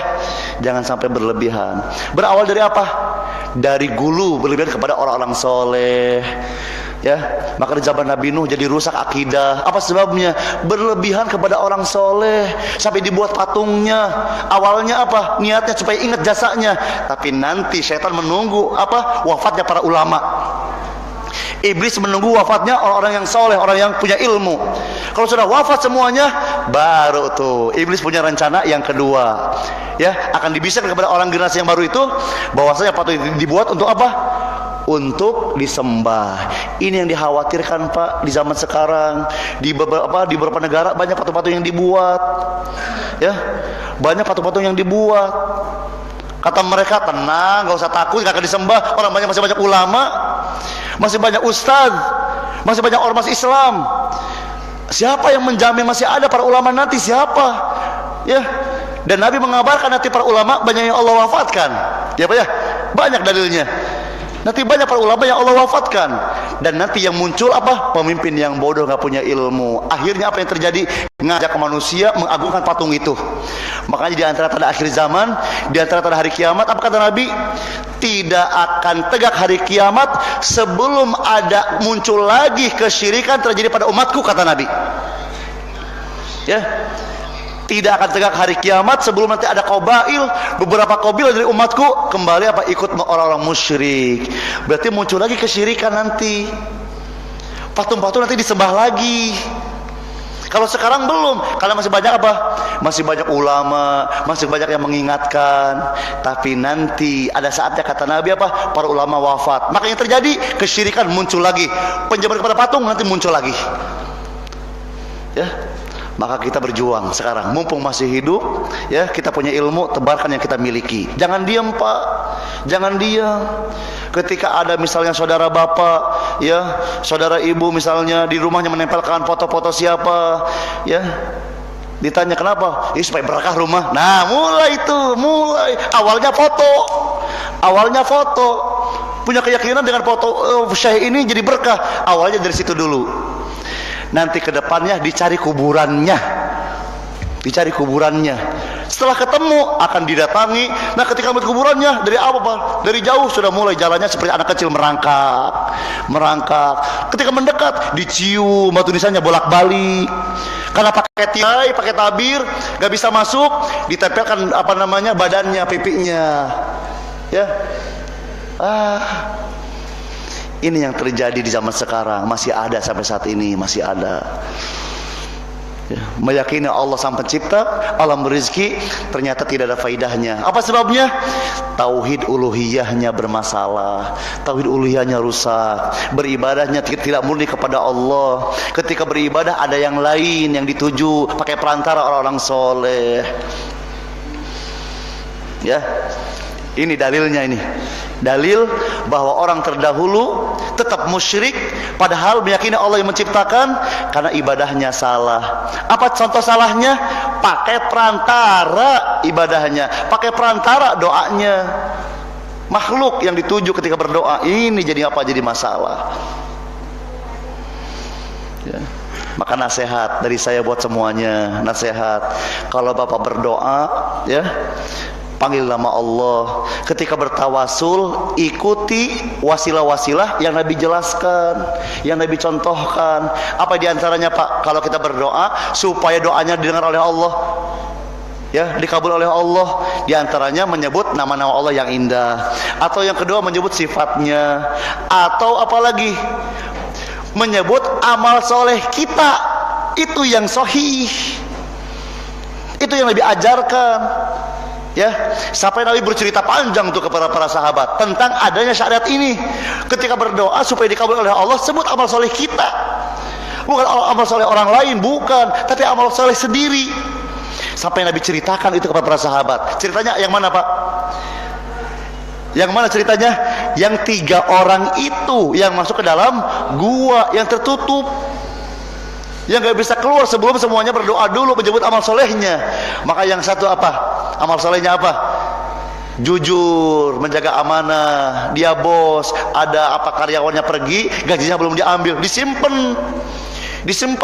dikembangkan, diberikan ke sawah, ke hewan-hewan.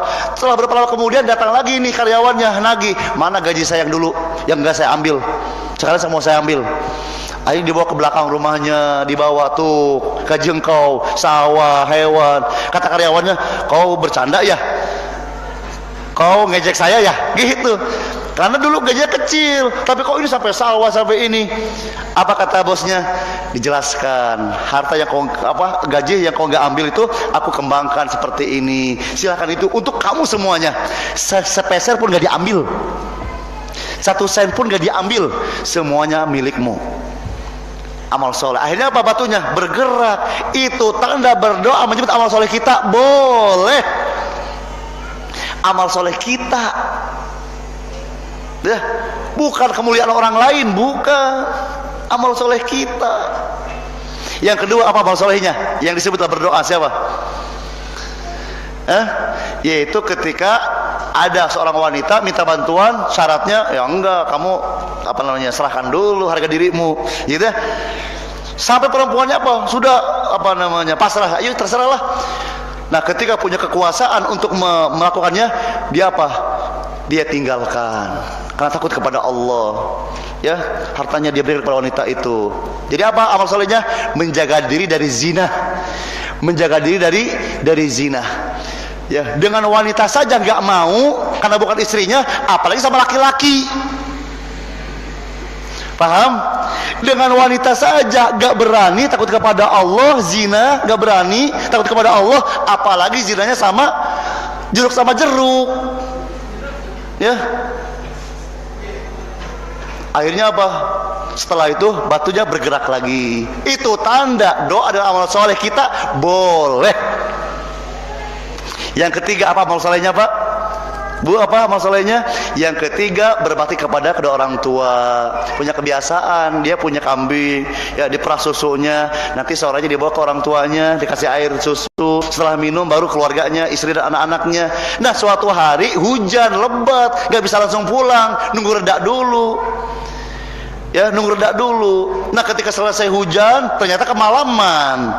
Datang ke rumah orang tuanya sudah tidur istirahat, mau dibangunkan gak enak. Tuh lihat nih, tanda berbakti tidak mengganggu orang tua yang sedang istirahat. Gak berani, padahal anaknya pengen minum susu, gak boleh. Sebelum siapanya dulu, orang tuanya dulu. Akhirnya keesokan paginya pas bangun dikasih air susu, setelah diminum baru anak dan istrinya. Ya, ternyata termasuk amal soleh. Setelah itu bagaimana? Batunya terbuka lebar, semuanya selamat. Hadis sahih ini. Siapa yang cerita? Rasulullah Shallallahu Alaihi Wasallam. Ini dalil doa ya dan amal soleh sendiri dibolehkan, bukan amal soleh orang lain. Ya. Atau yang lainnya apa? Wasilah yang benar, mendatangi orang soleh yang masih hidup, minta dibantu doa oleh mereka yang masih hidup. Syaratnya apa? Masih hidup dan kita datang.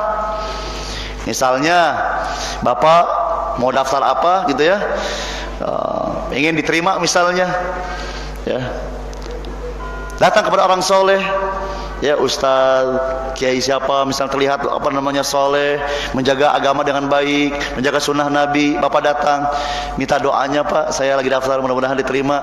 Akhirnya saya itu berdoa kepada Allah. Nah, itu diantara ya berdoa yang dibolehkan. Datang orang soleh kepada orang soleh, tapi syaratnya apa?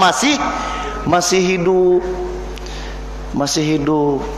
Nah, yang berkembang sekarang ini ada orang berdoa, Allah yang dipanggil, di ujung doanya dengan kemuliaan si fulan, dengan keagungan si fulan.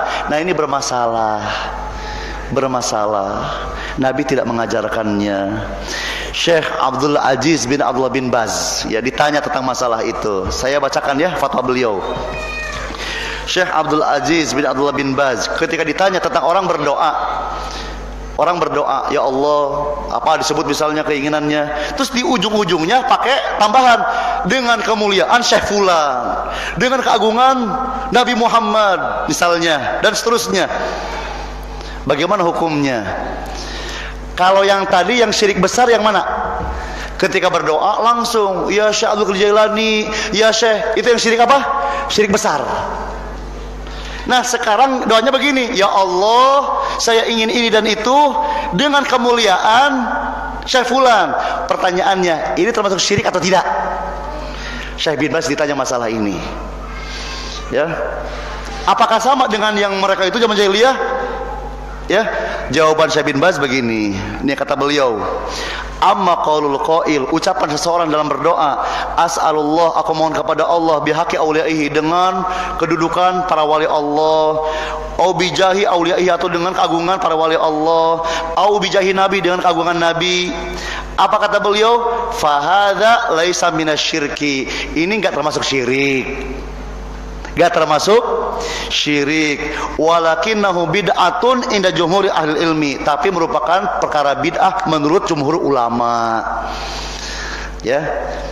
Wa min wasail syirki, tapi apa, hati-hati juga, bisa jadi wasilah ke sana. Nah, makanya ya saya bahas ini karena masih ada di antara kaum muslimin ketika berdoa pakai itu tuh ujungnya bijahi, bihaqi. Kata Syekh bin Baz, ini bermasalah, ini bahaya. Ini jadi wasilah ke sana nantinya. Awalnya bijahi dulu, tapi ke depannya apa? Langsung nama syekh itu yang dipanggil. Allah ditinggalkan. Ya, ini dikhawatirkan. Maka kata Syekh bin Baz, ini wasilah kesyirikan, ini jangan nih. Ya. Kenapa? Li'anna doa ibadatun, karena berdoa itu ibadah. Wa kaifiyatuhu minal umur atau tauqifiyah, dan tata caranya itu perkara tauqifi, ikut dalil dulu, ikut perintah dulu. Kata Syekh bin Baz, walam yathbut an nabiyina sallallahu alaihi wasallam ma yadullu ala syar'iyyati au ibahati tawassul bihaqi au jahi ahli min khalqihi, dan belum ada dalilnya dari nabi, belum ada itu yang sahih, belum ada ya tentang adanya syariat berdoa menyebut-nyebut jah orang lain, menyebut-nyebut kemuliaan orang lain, belum ada, kata Syekh bin Baz, belum ada. Ya, fala yajuzul muslim, maka enggak boleh seorang muslim an yuhditsa tawassulan lam yashra'hu Allah Subhanahu wa taala. Maka enggak boleh seorang muslim membuat tawasul yang tidak disyariatkan oleh Allah taala. Jangan, kata Syekh bin Baz. Ya, jadi yang terbaik supaya selamat kalau berdoa bagaimana? Kalau berdoa memuji Allah, bersolawat atas Rasulullah, ya bersolawat. Kemudian apa lagi? Menunjukkan kita ini lemah, banyak kekurangannya, baru doa kita ya kita sampaikan. Nanti ditutup dengan apa? Sholawat lagi kalau mau, dengan sholawat lagi. Wa sallallahu ala nabiyyina Muhammad. Kemudian misalnya wa akhiru da'wana anilhamdulillahirabbil alamin, boleh seperti itu.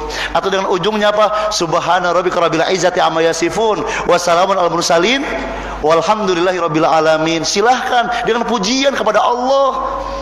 Itu yang disyariatkan, bukan menyebut kemuliaan syekh fulan, bukan. Ya. Nah, jadi ini harus kita renungkan baik-baik, jangan sampai akidah tauhid uluhiyah kita rusak. Kenapa? Karena kita malas ngaji. Ya, ini di antara sebab dampak buruk malas ngaji. Akhirnya apa? Ada yang keliru, ada yang salah, dianggap benar padahal bermasalah menurut agama. Ya, oleh karena itu dengan kaidah yang kedua kita jadi tahu bagaimana ya cara mendekat kepada Allah dengan cara misalnya nama orang itu yang dipanggil dalam doa, itu adalah cara yang salah. Itu adalah termasuk kesyirikan yang bisa merusak ibadah kita, merusak pahala kita. Ya. Pertanyaan yang lainnya misalnya, mana dalilnya bahwasanya mereka itu ketika memanggil syekh orang-orang soleh, para wali, supaya dapat syafaat dari para wali, mana dalilnya? Dijelaskan dalam surat dalam surat Yunus ayat 18. Ya.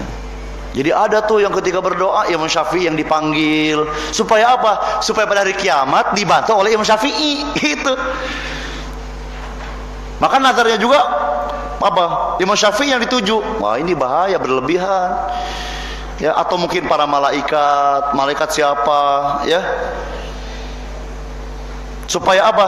Dibantu oleh para malaikat. Karena mereka tahu syafaat juga ada yang Allah izinkan kepada siapa? Para malaikat. Akhirnya mereka apa? Ketundukannya kepada para malaikat, rendah dirinya kepada para malaikat. Ya. Jadi tujuannya supaya dapat syafaat dari orang soleh.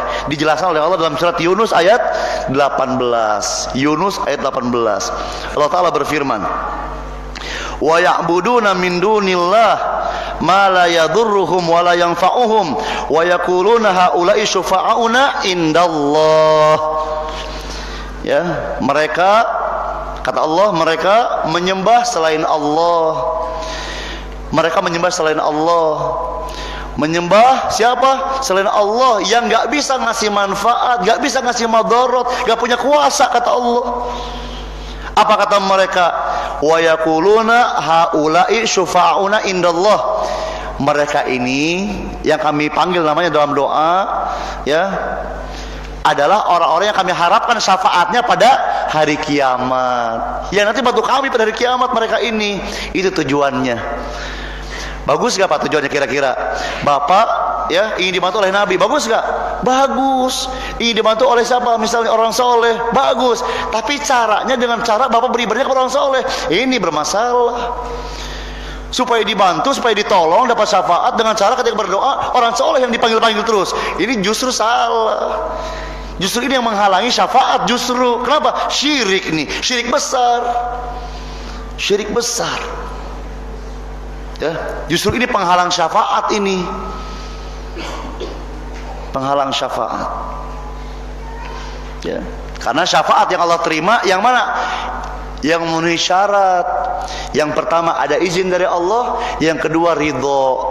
Allah ridho. Izin kepada siapa? Kepada orang yang nanti mau membantu yang lain. Ada izin dulu. Ya.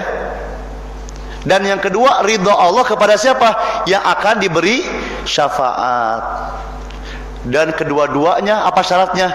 Semuanya akidahnya lurus, semuanya akidahnya bagus.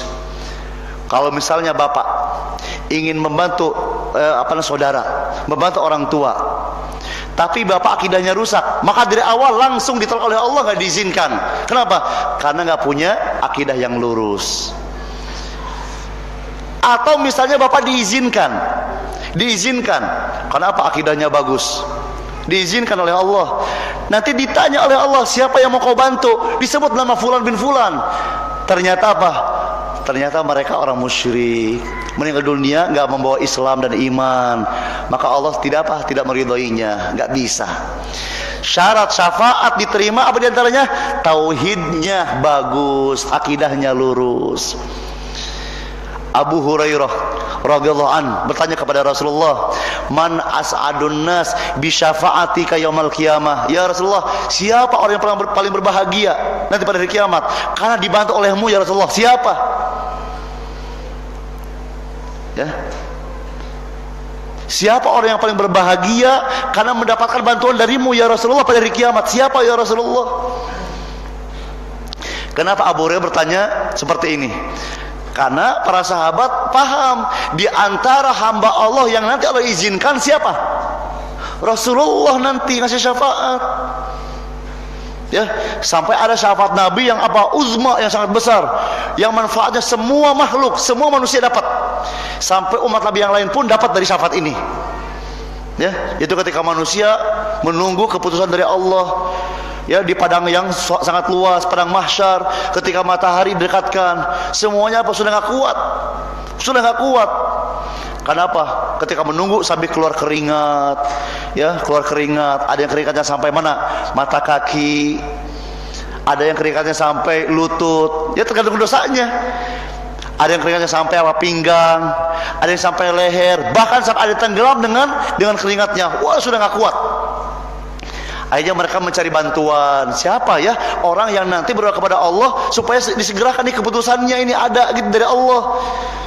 Datang kepada Nabi Adam nggak bersedia, Nabi Nuh nggak bersedia, Nabi Musa nggak bersedia, Nabi Ibrahim nggak bersedia, Nabi Isa nggak bersedia. Yang siap siapa?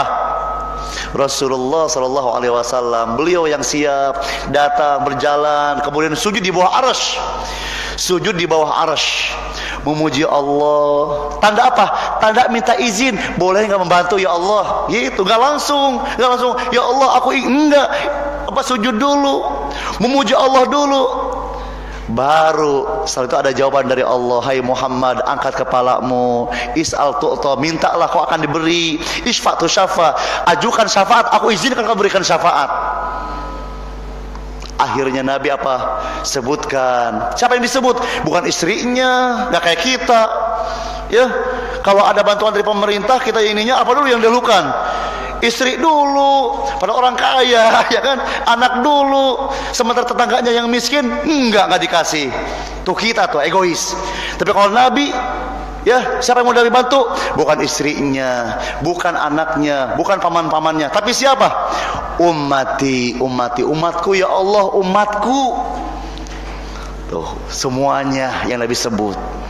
Maka dari situ tuh mulai apa? Adanya hisab. Tidak lagi mereka menunggu lama di bawah terik matahari yang dekat dengan kepala mereka. Maka Abu Hurairah bertanya, ya Rasulullah, siapa nanti pada hari kiamat yang berbahagia karena kau bantu ya Rasulullah, dibantu oleh engkau? Apa jawaban Nabi? As'adun nas bi syafaati yaumal qiyamah, orang yang paling berbahagia karena nanti mendapatkan bantuan dari kepada hari kiamat. Siapa? Man qala la ilaha illallah khalisan min kibali nafsihi. Yaitu siapa? Orang yang mengucapkan la ilaha illallah berasal dari jiwanya yang paling dalam, dari dalam jiwanya. Berarti akidah yang lurus gak cukup di lisan, tapi harus sampai di kemana?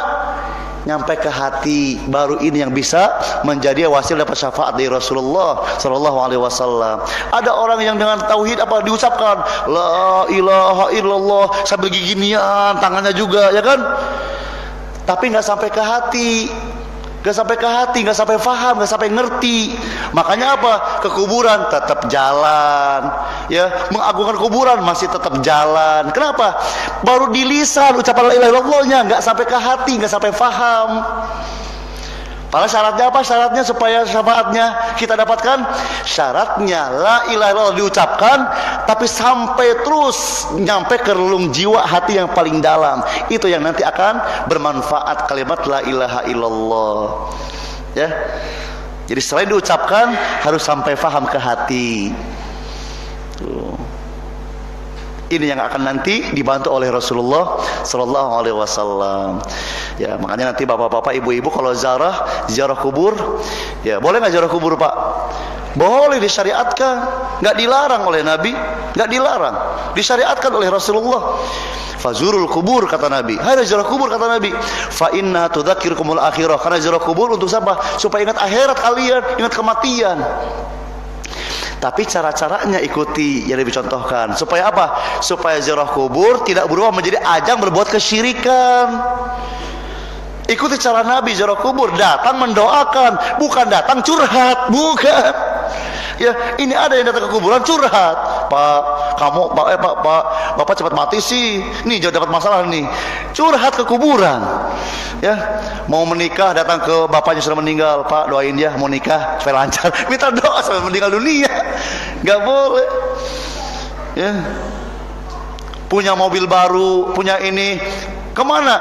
Ziarah kubur dulu. Ini bagaimana ini? Berlebihan ini. Ya. Tidak ikut hikmah yang Nabi jelaskan dalam ziarah kubur. Ikuti ini, ada Nabi dalam ziarah kubur. Supaya apa? Supaya ziarah kubur tidak berubah menjadi ajang berbuat kesyirikan. Makanya di awal Islam itu ziarah kubur boleh nggak? Dilarang oleh Nabi, dilarang. Karena sebagian besar kaum muslim pada saat itu belum paham tauhid, belum paham iman apa akidah yang lurus, belum paham. Belum semua pembahasan akidah dibahas oleh Nabi, belum. Makanya masih dilarang. Tapi ketika iman para sahabat sudah kuat, ya sudah paham masalah akidah, masalah keimanan, baru diizinkan. Apa kata Nabi? Ya, kuntu nahaitukum an ziyaratul kubur fazuruha. Dulu aku larang kalian ziarah kubur, tapi sekarang silahkan. Karena sudah apa? Sudah aman. Para sahabat sudah paham. Ya, apa hikmah ziarah kubur sudah paham para sahabat. Maka dibolehkan. Berarti kalau di zaman sekarang nih bapak-bapak tahu ada ibu orang tua misalnya ziarah kubur belum paham akidah yang lurus, kalau bisa jangan dulu diizinkan, ikut Rasulullah. Ya, kalau ada anak kita Pak izin saya mau ziarah kubur, anak bapak belum paham tauhid misalnya, belum mengerti hikmah ziarah kubur, jangan dulu diizinkan. Jangan dulu diizinkan, jangan dulu. Kenapa? Karena khawatir anak bapak datang ke sana justru apa? Berbuat kesyirikan. Pulang-pulang tengah jalan kecelakaan, meninggal dunia misalnya. Sul khotimah. Sul khotimah. Jangan dulu diizinkan, lebih baik. Ya, ajarkan dulu tauhid, akidah yang lurus, adab ziarah kubur yang benar. Sudah paham? Izinkan, silahkan. Ya. Jangan sampai ziarah kubur berubah menjadi Allah murka kepada kita karena kita berbuat kesyirikan. Ya. Datang ke sana bawa botol kosong, galon-galon kosong. Pulang-pulang penuh galon dengan air. Dari mana? Dari sumur yang ada dekat kuburan itu. Ya, dianggapnya apa? Air ini bagus nih. Air ini sebetulnya salurannya sampai ke air Zam-Zam sebetulnya. Gitu kata mereka. Ada aja tuh buatan mereka. Nah itulah pintar setan menggoda manusia supaya sesat. Maka hati-hati, jaga diri kita dan keluarga dari apa? Dari api neraka, diantaranya dengan meninggalkan kesyirikan. Ya. Selain dengan akidah yang lurus supaya dapat syafaat, apalagi yang lainnya? Yang kedua, dengan beramal ya, yang dengannya Allah ridho kepada kita. Ya, beramal apa saja amal soleh yang di antara keutamaannya Allah ridho. Karena di antara syarat dapat syafaat itu Allah ridho. Maka coba semua amal soleh amalkan, terutama yang dalilnya jelas. Ini ada ridho Allah. Contohnya apa? Beragama mengikuti ya manhaj para sahabat Nabi. Itu dapat ridha Allah nanti. Dalilnya surat At-Taubah ayat 100. Wasabiqunal awwalun minal muhajirin wal ansar walladzina taba'um bi ihsan. Terus radhiyallahu anhum wa radu'an. Orang yang terdahulu masuk Islam dari kalangan muhajirin dan ansar, dan orang yang mengikuti mereka, ikut mereka, ikut agamanya para sahabat Nabi, akidahnya diikuti, cara beribadahnya diikuti, akhlaknya diikuti. Apa nanti keutamaannya? Radhiyallahu anhum, Allah ridha kepada mereka. Ya, jadi beragama mencontoh para sahabat Nabi itu diantara wasilah dapat ridha Allah yang dengannya nanti kita ada yang membantu. Ada yang membantu pada hari kiamat. Ya, pertanyaannya buat bapak-bapak nih. Bapak nanti pada hari kiamat membantu atau dibantu? Membantu atau dibantu maunya? Memberi apa? Syafaat? Ya, dapat izin dari Allah atau dikasih syafaat? Mana? Pilih yang mana? Pilih yang bisa ngasih syafaat dengan izin dari Allah. Ya, jangan minta dibantu, itu pesimis. Seperti apa? Ngerasa apa? Banyak dosanya, banyak ininya, sudah pesimis. Tapi apa? Cita-cita harus tinggi. Usahakan kita apa? Membantu. Karena tangan yang di atas lebih baik daripada tangan yang di bawah. Apa kata Nabi? Ada seseorang, orang yang beriman, dia apa? Bisa membantu manusia lebih banyak jumlahnya dari suku Bani Tamim. Ribuan suku Bani Tamim. Dengan syafaat satu orang. Bisa nggak kita seperti itu? Ya, membantu. Nah, tapi untuk membantu syaratnya banyak. Di antaranya apa? Akidah lurus. Ada syarat yang lainnya apa? Akhlaknya harus bagus. Ini tambahan. Akhlaknya harus bagus. Karena kata Nabi, innal la'anin la yakununa syuhada wala syufa'a yaumil qiyamah. Orang yang banyak mengutuk nggak diizinkan jadi saksi dan memberikan syafaat, nggak diizinkan. Kenapa? Karena nih lisannya kotor, suka mencela orang, mencaci maki orang. Ya, ada ini dikutu, anaknya ini dikutu, lisannya busuk, lisannya apa kotor, akhirnya apa? Nggak diizinkan oleh Allah memberikan syafaat. Jadi kalau ingin membantu, selain akidah apa? Akhlaknya harus dapat diluruskan. Nah, kalau misalnya nggak bisa juga, ya sudah terakhir apa? Dibantu. Apa syaratnya kalau ingin dibantu? Akidahnya dijaga. Mungkin akhlaknya ada yang buruk. Ya. Contohnya orang berzina, mencuri, masih dapat syafaat insya Allah kalau masih dijaga apanya? Akidahnya. Ya, syafaati li ahlil kabair min ummati. Syafaatku juga kata Nabi akan didapatkan oleh orang yang pelaku dosa besar. Bisa kata Nabi. Syaratnya meninggalnya membawa akidah iman. Ya. Akidah yang lurus, tidak syirik kepada Allah.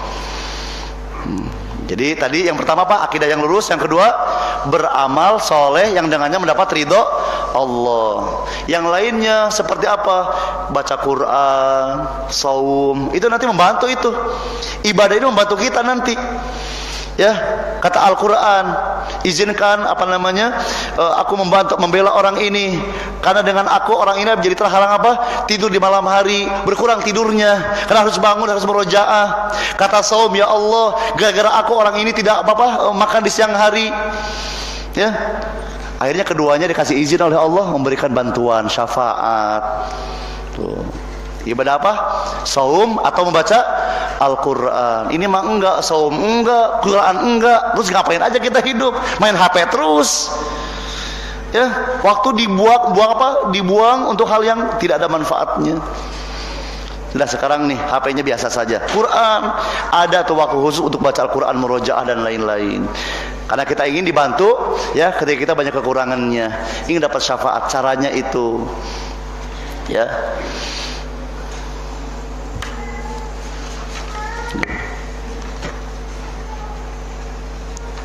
Apalagi selain itu supaya kita dapat syafaat? Ketika azan berkumandang, ikut menjawab. Setelah selesai azan, bersolawat. Setelah bersolawat, membaca doa. Apa doanya? Allahumma robba hadhi da'wati tammah wa salatil qa'imah ati muhammadanil wasilata wal fadilah wa ba'athu maqama mahmudanil ladhi wa'ata. Kata Nabi, yang ikut seperti ini halat lahu syafaati, dia berhak dapat syafaatku. Dia berhak dapat syafaatku. Amalan ringan, pahala besar. Itu caranya dapat syafaat yang Nabi contohkan. Ya. Yang lainnya apalagi Pak? Tinggal di Madinah dan berusaha wafat di tanah Madinah. Karena Nabi akan menjadi saksi memberikan syafaat kepada orang yang matinya di mana? Di Madinah. Ini mah enggak, meninggal di Madinah, minta kembali ke Indonesia. Ya, ada ya. Ada keluarga yang meninggal di Madinah, keluarganya di Indonesia. Ya apa? Ingin supaya dikembalikan di Indonesia, dikubur di Indonesia. Ini sayang. Ya mungkin karena gak paham ya. Sayang, semestinya apa bagusnya? Biarkan di sana meninggalnya, dikuburkan di tanah Madinah. Karena nanti Nabi akan menjadi saksi dan memberikan bantuan kepada kaum muslimin yang meninggalnya di mana? Di Madinah. Makanya Imam Malik bin Anas itu nggak mau keluar dari apa? Dari Madinah. Sehingga disebut Imam Darul Hijrah. Imam Darul Hijrah, imamnya orang-orang Madinah.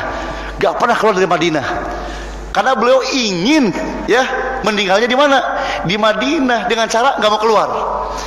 Kalau kita bebas aja ya, ada kajian di mana, undangan dari Malaysia, datang ke Malaysia, meninggal di Malaysia gak ada masalah, ya kan? Kalau Imam Malik diundang keluar nggak mau. Kalau mau datang ke sini ke Madinah, gitu. Gak mau keluar dari Madinah karena ingin meninggalnya di mana? Di Madinah, ingin dibantu oleh Rasulullah Shallallahu Alaihi Wasallam. Ya, ingat nih kajian kita, kalau Bapak punya saudara atau misalnya ada kerabat meninggal di sana di Madinah, biarkan di sana dikubur. Ya sama saja kan? Di sana dikubur juga di sini. Sama-sama tanah. Tapi beda kalau di sana ada keutamaannya. Biarkan di sana. Ya. Ini kadang-kadang kita logikanya suka apa ya, alasannya remeh, biar gampang ziarah kuburnya, gitu ya.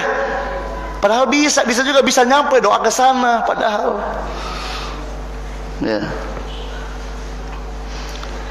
Terus yang lainnya yang terakhir diantara cara supaya dibantu ya dapat syafaat, yaitu ketika meninggal dunia disolatkan oleh kaum muslimin minimal 40 orang, tapi semuanya ahli tauhid, tidak syirik kepada Allah. Ya, ini hadisnya saya bacakan. Rasulullah SAW bersabda, "Ma min mayyit." Ya. Di sini nih, ma min rajulin muslim, tidak ada seorang pun seorang muslim yamutu meninggal dunia, fayaqumu ala janazatihi, kemudian disolatkan ya jenazahnya itu arbauna rajulan, oleh 40 orang. La yusyrikuna billahi syai'a, semuanya enggak syirik kepada Allah, semuanya tauhidnya bagus, akidahnya lurus. Illa syafa'ahumullahu fi, kecuali pasti semuanya dikasih izin, ngasih syafaat. Jadi doa yang diucapkan jadi syafaat buat si mayit ini. Ustaz, gimana caranya ini supaya kita meninggal dunia disolatkan sama mereka? Kan kita sudah meninggal, nggak bisa ngatur. Gimana caranya? Caranya sekarang masih hidup, ikut kajian majelis ilmu di situ bersama orang soleh. Ya, cari sahabat-sahabat yang soleh. Sekarang saatnya berkumpulnya bersama orang yang soleh supaya punya harapan kita meninggal dunia dikasih kabar semuanya, datang semuanya menyolatkan. Ya. Itu caranya dari sekarang dekati ya, bersahabat dengan orang-orang soleh yang akidahnya lurus, dan itu gak mungkin terjadi kecuali di mana? Di majelis ilmu tauhid. Maka Bapak datang ke sini sambil mengenal di mana rumahnya, sambil mengenal supaya apa? Mudah-mudahan kita meninggal dunia ada kabar datang kepada saudara kita itu, sahabat kita itu. Mudah-mudahan mereka datang dan mau menyolatkan. Minimal berapa orang? 40 orang. Lebih dari itu lebih bagus lagi.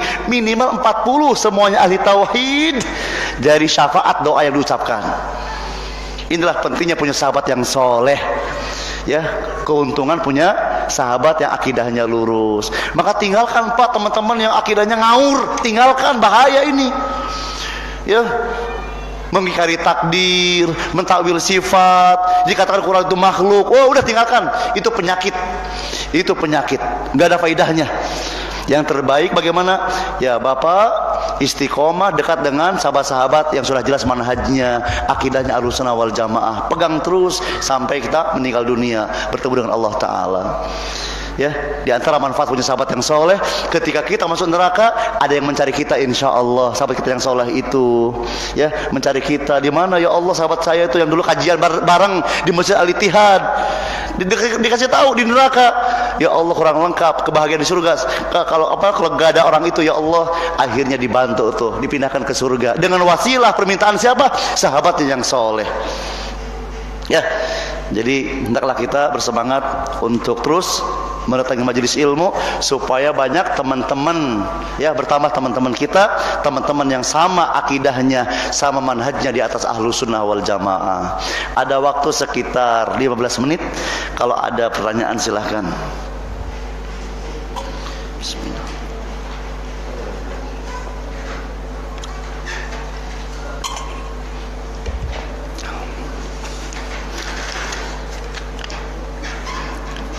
Ya, Mu'tazilah Qadariyah, mohon penjelasannya ya.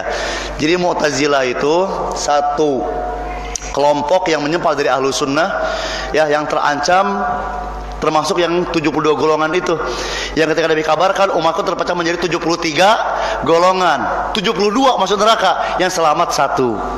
Nah, di antaranya ya, di antara kelompok yang harus diwaspadai ya, karena menyimpang dari Ahlussunnah wal Jamaah, yaitu Mu'tazilah. Di antara ciri-cirinya mendewa-dewakan akal, lebih mendewakan akal daripada wahyu.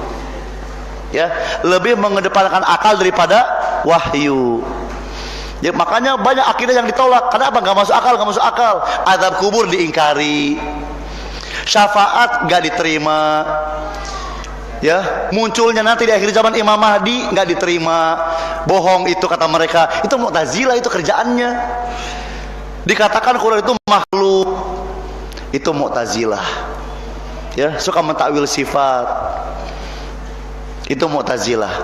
Kalau Qadariyah, yaitu apa pemahamannya? Tidak beriman kepada takdir, qada dan qadar. Punya keyakinan bahwasanya ya Allah nggak menentukan. Ya. Ini kejadiannya Allah baru tahu setelah kejadian. Ini Qadariyah ini. Berarti mengingkari apa? Ilmu Allah. Sebelumnya Allah nggak tahu apa-apa. Ini bahaya ini Qadariyah. Makanya apa? Infak sodakohnya ditolak oleh Allah. Ya, maka yang lainnya lebih lagi ditolak. Ya, karena sodakoh saja yang manfaatnya buat orang lain, Ya, ada orang lain dapat manfaat ditolak oleh Allah, apalagi sholat yang cuma untuk kita saja manfaatnya, lebih ditolak lagi. Saum lebih ditolak lagi. Ya. Sedekah saja yang manfaatnya juga untuk yang lain ditolak oleh Allah, apalagi yang lainnya yang manfaatnya hanya untuk diri kita saja. Ya. Mu'tazilah, Qadariyah, nah ini di antara kelompok yang harus diwaspadai karena telah menyimpang ya dari manhaj Ahlus Sunnah wal Jamaah. Ya. Nah biasanya Pak, orang yang terkena penyakit Mu'tazilah dan Qadariyah itu biasanya ketika dia kuliahnya ngambil jurusan itu biasanya apa? Filsafat, ya. Yang dipelajari itu filsafat dari Yunani. Dari situ mulainya. Ya. Maka coba diperhatikan lagi ya, putra-putri Bapak yang kuliah jurusannya dicek lagi. Kalau ternyata membuat Islam jadi rusak, udah jangan. Ya. Jangan dimasukkan ke dalam kuliah tersebut, bahaya. Ya.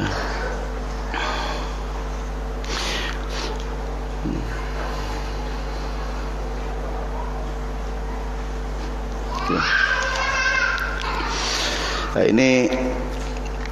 ini pertanyaan seperti ini sudah pernah dijawab ini oleh Ustaz Irwandi hafizahullah. Ya, bagaimana menyucikan harta? Jadi contohnya ketika kita kerja di perusahaan masuknya nyogok. Ya, jadi tidak ikut persyaratan yang dibuat oleh perusahaan. Bagaimana caranya supaya halal? Datang ke pimpinannya, jelaskan. Ya. Mau nggak mau harus datang ini. Ya. Jelaskan bahwa saya masuknya itu begitu. Kalau pimpinannya misalnya, ya sudah teruskan, diizinkan misalnya, alhamdulillah. Ya, tapi kalau misalnya nggak diizinkan, harus dari awal lagi, harus diikuti. Ya. Jadi seorang muslim harus menjaga kejujuran. Alaikum bisidqi, hendaklah kalian menjaga kejujuran. Kenapa? Fa inna sirqa yahdi ilal bir, karena kejujuran membawa orang kepada kebaikan. Wa innal birra yahdi ilal jannah, dan kebaikan menuntut kemana? Ke surga nanti. Dan ada seorang yang terus jujur, menjaga kejujuran, akhirnya dicatat oleh Allah sebagai orang yang jujur. Ya. Jadi usulan dari saya, datangi pimpinannya, jelaskan apa adanya dan siap menerima apapun risikonya yang terjadi. Karena kita ingin mendapatkan ridho dari siapa? Dari Allah. Ya.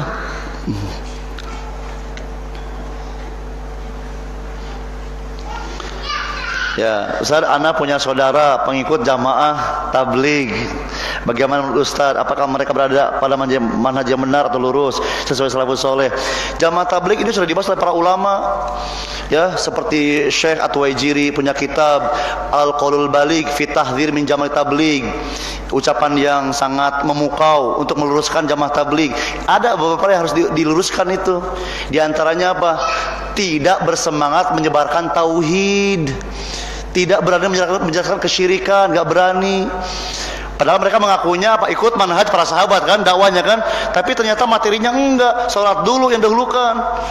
Ya, kemudian apalagi? Fadhil amal, keutamaan sedekah, keutamaan ini. Ya, padahal kalau dicek banyak yang tidak sahih hadisnya. Ya, dan yang lebih menyedihkan apa? Kalau Bapak kaji sejarah berdirinya jamaah tabligh, pimpinannya itu sangat benci dengan kitab-kitab Syekh Muhammad rahimahullah. Berarti kita apa? Kitab tauhid enggak suka mereka. Dianggapnya tauhid itu memecah belah persatuan umat, dianggapnya. Ini yang menjadi catatan penting oleh para ulama tentang jamaah tabligh. Oleh karena itu pelan-pelan ya, orang yang itu diajak supaya apa namanya? Ya, ikut kajian. Karena mereka berani juga, baru kemarin sadar langsung ceramah di muka umum, ya ada, langsung ceramah, ya LC, langsung ceramah, gitu ya. Padahal belajarnya nggak jelas di mana, ya. Jadi langsung jadi LC, langsung tuh berani. Padahal apa? Ilmu itu apa? Bagian dari agama, jangan sembarangan, itu amanah. Kalau nggak punya ilmunya, jangan dulu berani, ya. Nah, jadi di antara catatannya itu apa? Mereka tidak bersemangat menjelaskan tauhid kepada masyarakat. Bahkan pimpinannya itu ya punya rencana, kalau aku punya kekuatan, aku akan bakar tuh kitab-kitabnya Syekh Muhammad rahimahullah, akan dibakar. Berarti kitab apa yang dibakar? Kitab tauhid berarti. Ya, jadi ya dinasihati aja. apakah dibenarkan bila ziarah kubur dengan menaburkan bunga di atas kubur yang diziarahi? Tidak ada syariatnya. Tidak ada syariat tabur bunga. Orang yang ngasih bunga itu dia pemahamannya dari dalil, tapi salah, keliru. Apa dalilnya? Ketika Nabi melewati 2 kuburan bersama sahabat, kata Nabi, penghuni kubur ini sedang disiksa oleh Allah. Yang satu gara-gara apa? Tidak menjaga diri dari air kencing, dan yang satu suka namimah, suka ngadu domba. Disiksa tuh di kuburnya tuh. Akhirnya Nabi ngambil apa? Pelepah korma yang masih basah, terus ditancapkan di atas kuburan itu. Kata Nabi, mudah-mudahan azabnya dikurangi, diringankan selama belum kering. Nah, dari hadis ini mereka mengambil adanya syariat tabur bunga. Ya, padahal apa? Itu bukan dalil. Kenapa bukan dalil? Pertama, Nabi lakukan itu khusus kepada itu saja. Yang lainnya enggak. Nabi melakukan, menancapkan pelepah korma khusus 2 kuburan itu saja. Sementara kuburan yang lain enggak. Kalau sekiranya memang itu sunnah, pasti yang lain juga dikasih bunga juga yang lain. Yang kedua, kenapa nggak disyaratkan? Nabi melakukan itu karena diberitahu oleh Allah sedang diazab. Makanya apa? Pakai wasilahnya itu Nabi khusus. Nabi diberitahu sedang diazab. Nah, kita tabur bunga tahu dari mana diazab saudara kita? Suudzon namanya. Suudzon sama saudara kita. Bawa bunga misalnya dia ditancapkan. Kenapa? Supaya diringankan azabnya. Tahu dari mana diazab saudara kita? Tahu dari mana? Suudzon. Ya, dan kalau kita tancapkan dengan ada kaitan seperti itu, namanya apa? Rajman bil ghaib. Berarti apa? Mereka ilmu ghaib. Tahu dari mana ini sedang diazab? Gak boleh itu. Nah, jadi yang tepat tidak ada syariat tabur bunga. Dan bahkan tabur bunga itu ya sampai di laut. Itu bukan tradisi Islam itu. Ya, karena meninggalnya di laut, tabur bunga di laut. Itu tidak ada syariatnya. Tinggalkan, ya, tinggalkan. Ini pertanyaannya ya yang seharusnya sudah ini nih ya. Apakah dibenarkan berlama-lama ziarah di kubur? Misalnya sampai mengaji membaca surat Yasin. Yang Nabi contohkan datang, mendoakan, selesai mendoakan pulang lagi. Itu yang Nabi contohkan. Adapun baca Quran enggak di kuburan. Di mana tempatnya? Di rumah. La taj'alu buyutakum maqabir. Janganlah kalian jadikan rumah kalian seperti kuburan. Ya. Setelah itu Nabi mengajarkan membaca Quran. Berarti di mana tuh? Di rumah. Karena kalau kuburan bukan tempatnya baca Quran. Ya. Jadi yang terbaik bagaimana? Yang Nabi contohkan, datang, salam kepada ahli kubur, mendoakan, selesai, balik lagi. Maka enggak lama-lama di kuburan. Ya, kalau lama mungkin ada yang lain apa membersihkan itunya, mungkin banyak duri-duri, terserah kalau itu. Ya, tapi kalau misalnya rapi, beres, udah balik lagi, jangan lama-lama. Ya. Atau cukup, apakah cukup dengan menghadiahkan surah Al-Fatihah? Nah, yang Nabi contohkan berdoa, doakan Allah maghfirlahu, warhamhu, wa'afihi, wa'fu anhu, dan seterusnya. Doakan. Adapun pembacaan surat ya di rumah, baca Qur'annya di rumah. Hanya saja nanti ada ikhtilaf dari para ulama. Kalau baca Quran terus hadiahnya disampaikan kepada orang yang meninggal dunia, nyampe apa enggak? Ini ikhtilaf. Kalau dalam mazhab Syafi'i, Imam Syafi'i berpendapat enggak nyampe tuh. Kalau Imam Syafi'i. Adapun sedekah, adapun apalagi doa bisa nyampe karena ada dalilnya. Adapun baca Quran dalam mazhab Syafi'i sebetulnya apa? Tidak nyampe. Silakan dibaca, kitabnya ada tuh khusus masalah itu. Ya.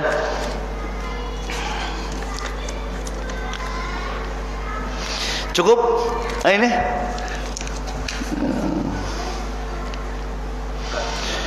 ya. Kalau di Indonesia ini kan mazhabnya kan Syafi'i terus? fikihnya ya. Dan mereka kebanyakan untuk akidahnya Asy'ari. Ya. Berarti mereka tidak memakai mazhabnya Syafi'i. Ya. Ya. Apakah ini bukan berarti mereka menyelisihi imam yang mereka? Ya. Nah, jadi Itu karena ketidaktahuan, tidak membaca sejarah. Kalau baca sejarah, insya Allah nanti sama dengan akidahnya Imam Syafi'i. Abul Hasan al-Asy'ari dalam hidupnya ada 3 fase yang beliau lalui. Fase yang pertama 40 tahun beliau Mu'tazilah. Ya. Abul Hasan al-Asy'ari 40 tahun beliau Mu'tazilah. Setelah itu berkenalan dengan murid-muridnya Imam Ahmad bin Hambal, mulai itu membaca dalilnya, mengkaji dalil. Fase yang kedua itu masih gabungan, filsafatnya masih ada, campur dalil. Ya. Fase kedua tuh ikut teori siapa? Muhammad bin Kulabiyah. Tapi yang terakhirnya itu murni salafus soleh, murni imamnya Ahmad, akidahnya para imam, akidah Imam Syafi'i, Imam Ahmad. Beliau menulis kitab Al-Ibana, kitab yang lainnya apa? Maqalah Islamin. Tapi sangat disayangkan sebagai kaum muslimin ngambilnya fase yang mana? Fase yang mana? Yang kedua itu. Tidak yang ketiganya, padahal yang terakhirnya itu yang sama dengan akidah para imam. Ya. Nah, maka kalau Bapak lihat ada yang seperti itu, beritahu, mudah-mudahan mereka ya mau mengikuti akidah Abul Hasan al-Asy'ari yang terakhirnya itu, fase yang ketiga. Ya. Di antara keutamaan menikah dan taat kepada orang tua, lebih utama yang mana? Dua-duanya utama. Nikah sama taat kepada orang tua. Tapi orang tuanya nggak boleh. Berarti orang tuanya belum paham barangkali sampai melarang anaknya nikah. Ya, maka caranya dikasih pemahaman orang tuanya bahwa nikah itu mulia, tidak menghalangi taat kepada orang tua nikah itu. Ya, jadi orang tuanya nih harus diberi pemahaman. Ya, jadi dua-duanya nih. Orang tua jangan egois, pengen diatur oleh pengen diurus sama anak, sampai anaknya kasihan belum nikah. Ya, gampang. Anak saya mah kan cantik, umurnya juga baru 25 tahun. Perempuan kalau sudah 25, hati-hati. Ya. Segera tuh. Kalau sudah waktunya menikah, sudah matang, segera carikan. Kasihan kalau sampai ya usianya misalnya ini, kasihan. Kalau laki-laki sih mungkin bisa biasa saja ya. Ya 40 tahun juga masih pede, Pak. Betul nggak? Tapi kalau perempuan 30 tahun sudah mulai ini tuh. Ya. Ketika ada pemuda cari Ustaz carikan dong istri, ada tuh 30 tahun.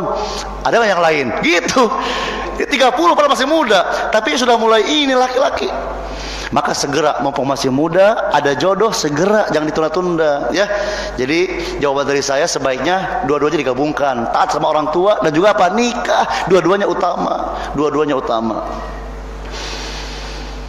ya. Ketika orang tuanya meminta dibahagiakan dulu sama anaknya, susah. Minta diberikan Alphard dulu, repot. Minta diberikan istana dulu, repot. Bahagia nisbi, relatif, susah. Ini bahagianya sampai kapan? Gak ada ujungnya manusia. Sampai emas pun gak pernah puas.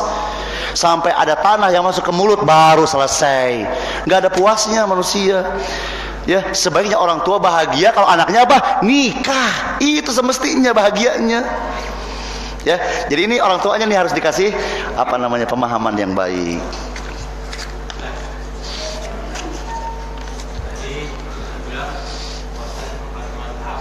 Ya. Ya, kemudian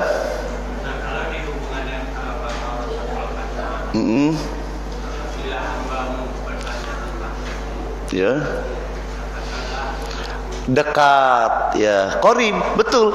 Jadi Allah di atas arasy itu tidak kontradiksi dengan Allah dekat dengan hambanya, tidak.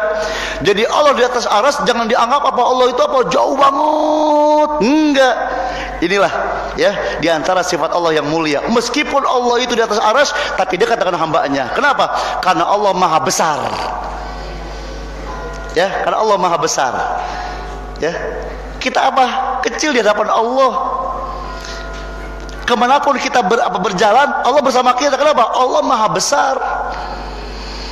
Ya, tapi jangan dibayangkan, jangan dihayalkan gimana dekatnya seperti, jangan. Ya.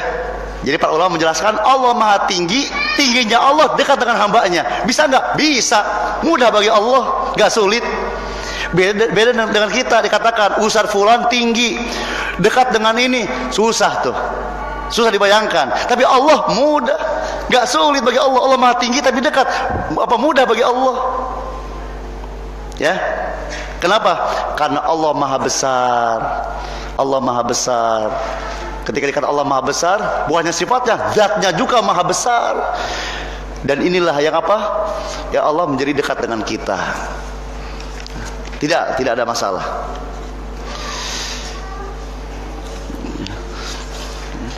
Cukup ya, ini 2 lagi ya, saya bacakan.